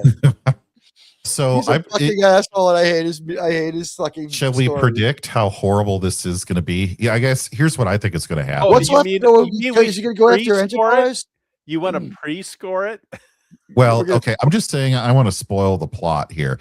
They face a deadly new first training mission aboard a derelict vessel. So they're trying to go to some like fart gas nebula, and the obesity prow that's the lieutenant that said, ha ha ha, teachable moment. She's going to say, ma'am, sir, ma'am, there's a derelict vessel out here. Let's take our totally unqualified cadets over here to put them in mortal danger, which would be a dereliction of our own duty to do this. But hey, I guess that's a teachable moment wait a minute. too. That just reminds me. So the ship's going to be the Kobayashi Maru, isn't it? It's actually a lot like the ship from TLJ. It's like the Supremacy, in my opinion. No, what's a great ship that we would have loved to see, and they're going to humiliate the memory of? It's going to be Gen X. It's going to be. I think that they have their sights set on Enterprise because they know that that's the show most likely to succeed them. So they're going to try to take shots at it on the way out. It'll be like the Columbia. And then so they get stuck on this vessel, something blows up, and she's forced to fight for their lives as Nala turns to an unlikely ally for assistance. I think it's going to be strong woman. Beg. No, she's going to need to come hat in hand and beg to the qualified white dude on the show running the war college to come and help them. No, I think it's going to be. No, they'll never do that. Paul Giamatti's stupid fucking story hasn't dropped in a really long time. Oh no. Yeah, well, because they can't have. When was the last time we saw him? Episode 2. They can't have the war college guy help them out. If anything, it would be his cadets. They'll save him. Yeah. Yeah, it'd be his cadets that are in trouble, and then they have to have what's her name, Captain Corporal Aki, comes to the rescue. That's Captain the way Gaddafi. Yeah, Captain Gaddafi would come to the rescue. That makes more sense. You got a really valuable name with Captain Gaddafi. I'm sorry. Sadly, guys, I think you hit the nail on the head. I think you fixed my prediction to be far more likely. And they'll try to go after Enterprise a little bit. Variant of the Reliant, so they can say the Reliant is unreliable. You're right. Yeah. You're right. It's going to be like the Constellation or the Reliant, or maybe it'll be the Columbia from Enterprise. The NX. I believe The Exeter. I believe what they'll was it, take the a ship we Hood. love and call it the USS Harvey Milk. No. It'll be like the USS Winston Churchill. Or USS Sean Penn. that stabs at colonialism and a white man at the same time. It's going to be like the USS Winston Churchill. How about the Hold on. I like your idea. It only has like semi-functional drives. Like Let's put ourselves in the writer's room. You just suggested Winston Churchill. Winston Churchill's a little bit too European. We need somebody that's U.S. based. Okay. Let's make it the Theodore Roosevelt. No, let's make it the Idi Amin. He was Scottish. Let's name it for the last king of Scotland. From a certain point of view. Let's name it for the last king of Scotland. Oh no! But you're onto something. USS Whitaker. I like it though. I like the cut of your jib on this, Teag. The USS War Criminal, sir. And the ship will be destroyed at the end because there's no saving it. It'll be like the USS Nixon or Can we destroy the planet of Kask or whatever it is where the Kaz where the holograms come Kask? If you're gonna go with the Nixon, and they love putting current events in, they're gonna make it the USS starts with the letter T. Teag? No, not T. You wish. They're gonna try to save their show. Let's put it this way: the hall will be golden. Yes. Oh, Wes Cagle, sir, with a very racy prediction about a very racy comment about the Jets relocated to Germany and becoming the Yahtzees. That would, well, I mean, I have already got the uniform, right? Ready to go. Ask anybody who dislikes me, they'll tell you. God knows there's enough stories. But I would. The fact that the team keeps the name, the city keeps the name, according to NFL tradition, means that should he leave town, which I would love it if he did, we would then be free of him and we could have a Jet team that was possibly good.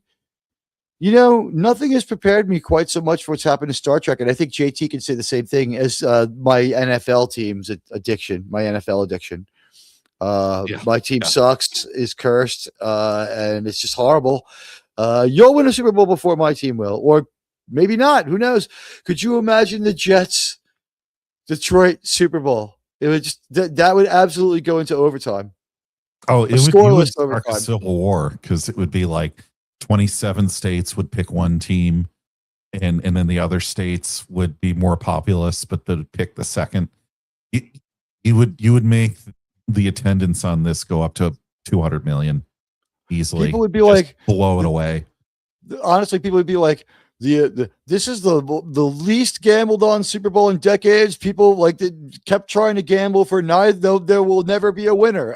There was no facility to gamble for that. Kalshi has a push as the most likely outcome. You know, there's no way that game would get like, well, here we are in the 8th quarter. I can't believe it, Bob. You know, honestly. Still scoreless. Oh, could you imagine the price on those seats for the nosebleeds would be like $250,000 each? Absolutely. Because they know this is the one year that their team will ever get to the Super Bowl in their entire lifetime, plus their father's lifetime. The Jets, and maybe their son's lifetime. It's like dishonor it's like a Klingon dishonor thing that it follows three generations. It's time for, honestly, like I want to take my Jet stuff and like pour kerosene on it and just do the Hekba.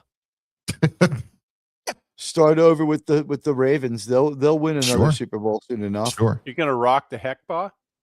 Yeah. Oh, it's time for the Hekba ceremony. I think they'll do it. Patriots, I think they'll do this. USS Ronald Reagan.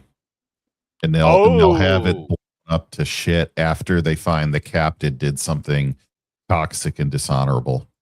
I think they already pulled the thing where they changed the transponder on the Jets to make it read like an NFL team when it's the worst. It's like, like, sir, it seems to be an NFL team. It's like, no, look at that coach, freaking idiot. We have we'll end where we began with some NFL stuff. The Jets are the only team I know that could continue losing games in the offseason. They will lost their because rebuild. This is the worst did the rebuild owners ever. ever make it out to Steinep's planet? It would be great if we got rid of him like that. By the way, that's going to be a big fucking deal. I heard something, guys. You heard it here first. The whole Steinep thing with Steinep's Pleasure Planet. If you know, you know. It turns out that the Federation wasn't the only planet, the only government that was surveilling it. Turns out the Romulans. Turns out the Romulans. Romulans, Klingons, the Borg, they were Andorians, all in on it. the Telera. But the thing is, there are also a couple of leaders have already been. Even the Breen were in on that. The Breen were there. A couple of people from Babylon 5 species that we didn't know could make it to our franchise showed up there. There was Cylons there. It was crazy on Steinep's Pleasure Planet. And we just hope the whole thing gets eaten by the planet eater. We have laid a breadcrumb trail of extra delicious solar systems to the edge of the galaxy, hoping that a planet eater will come and eat Steinep's Pleasure Planet. The Doomsday Machine was not going to touch that. It says no, I don't eat that stuff. I want Neural Derp to do a video where the guy the weirdo who comes out like Space Doomsday Stewart Granger at the end of guys. Doomsday Machine has standards. There's lines that Doomsday Machine does not cross. I still think that we should do the end. I want someone to meme the very end of Shore Leave and put Epstein's face over the face of Space Stewart Granger, where he's like, I can create anything you want, any woman you want, anything you want. You're gonna have it all. That here. sounds like something Major Grin would do. He probably would. Neural Derp could pull it off. He DM'd me today. I talked to all the most interesting people today. Yeah, Sydney Sweeney does help. It goes up always goes up one viewer when we leave Sydney Sweeney up. It's good for the channel analytic. But my team will never make the Super Bowl. I predict that the Jets eventually relocate to Europe after they blow it again. They're going to move to this. Allegedly, they're going to move even closer to me. They're going to move a train like a subway right away. And they're going to be at the City Field facility. It's going to get gambling, and it's going to get it already has a casino, and it's going to get the Jets. That's what we've been told. So wait a minute. If the Jets go to Germany, wouldn't they have to rename their team the Trains? Yes. God. Or no, the aeroplanes. They have to spell it the incorrect way. Aeroplanes. All the fans would be wearing instead of team numbers, they'd be wearing like ME 109 or other famous World War II plane numbers, right? Well, I just want the Lions to move to Paris. They can leave Detroit and go back to Paris anytime they would like. You get to keep the name Lions for the next team. Lions, yeah, the Lions. Well, I mean, when the Jets go to London, I would like to see them be the London Monarchs, so at least maybe Buck Buckeye could be a football player. Okay, what's the team going to be in Jeddah? They should be the Jeddah Jedis. Yeah. All right. Come on. Now, who gets? Where I think the Raiders should get moved to is Mexico City. That'd be hilarious. It would be so fitting too. That'd be hilarious. I thought that would be better for Somalia. Crime back in the stands. Move the Raiders to back. They'll be in New York. Give them enough time. The Raiders have played they're just perpetually in motion, guys.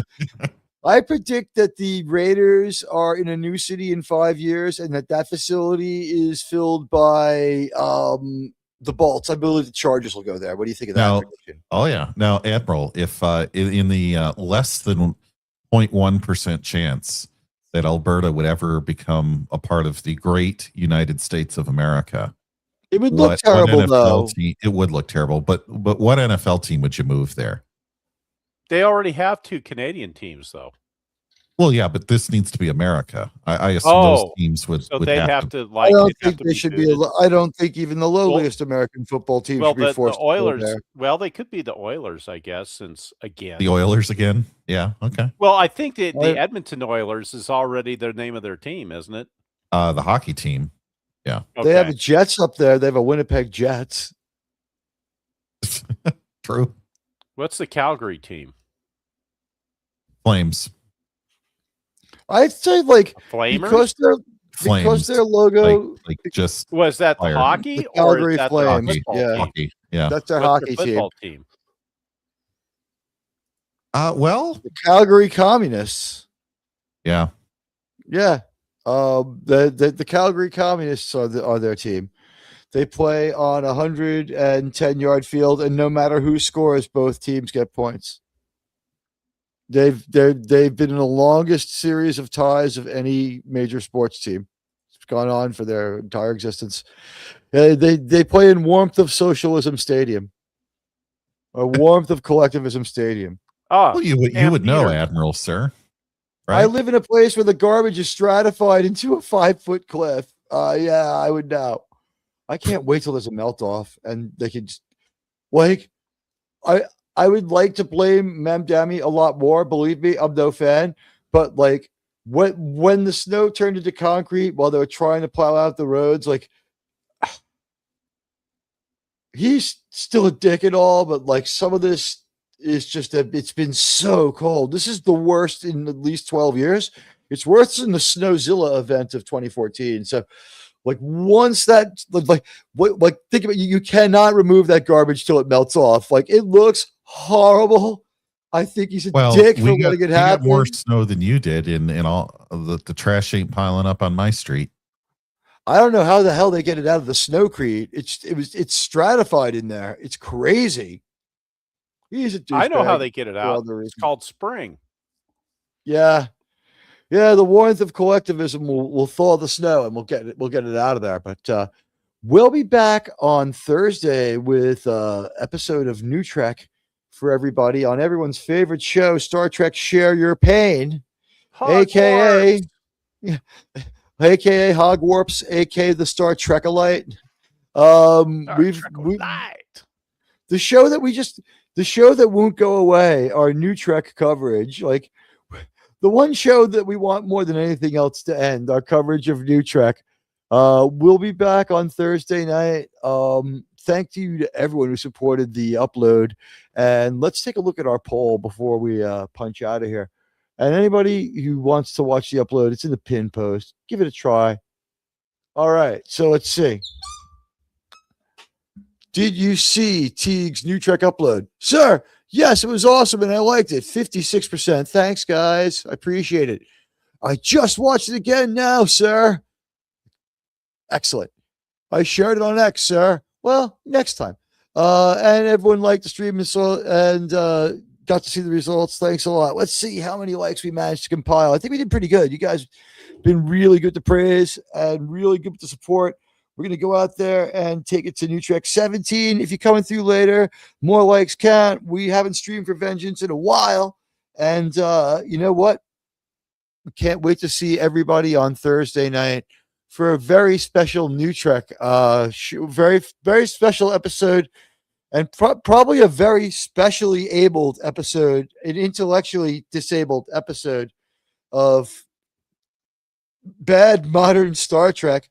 Here comes the New Trek, guys. When we see you next, Admiral Teag will be a broken man. But hey, you know what? We'll end out the show with some Sydney Sweeney. Anything you need to plug there? What's going on in your week? Do you have a comic to read tomorrow? We do. And I will be on with We Dave know what it is C, yet. 9 p.m. Eastern time. I do not know what it is yet. He's been surprising me the last couple weeks with a new different one every week. So I am not sure. So I guess the mystery will be for everyone. Dave C always reads them ahead of time. I always read them as we go through. So that way we get a knowledgeable and a hot take all at the same time. It is a lot of fun. We do enjoy reading through those comics. So we could read something gold and silver, bronze, plastic, whatever era you want. We have something that we usually will go through. So hope to see everybody over there 9 p.m. tomorrow night. Okay, cool. And Thursday I'll be back with this abomination of a Starfleet Academy. Great show, but hate SFA. Yeah, it's terrible. We have a fun stream. I just saw this from Roman now. My bad. I'm responding to him on X. I will do it for a while. I could go there for about 45 minutes and then skip over to my stream. It starts at like 5 after 9. We're going 5 after the hour kind of as the thing now. It seems to be the way to do it. Gives us a moment to get everyone gathered and oriented. We love all of you, and I'll be back on Thursday night at 9:05 here, and I'm going to try to get with Roman. So I'm sorry I missed that, but yeah, I'll do that one for a little while. I can get there for a bit. We love you all, and I'll see you on Thursday for New Trek. Let's get Sydney Sweeney up there for you guys.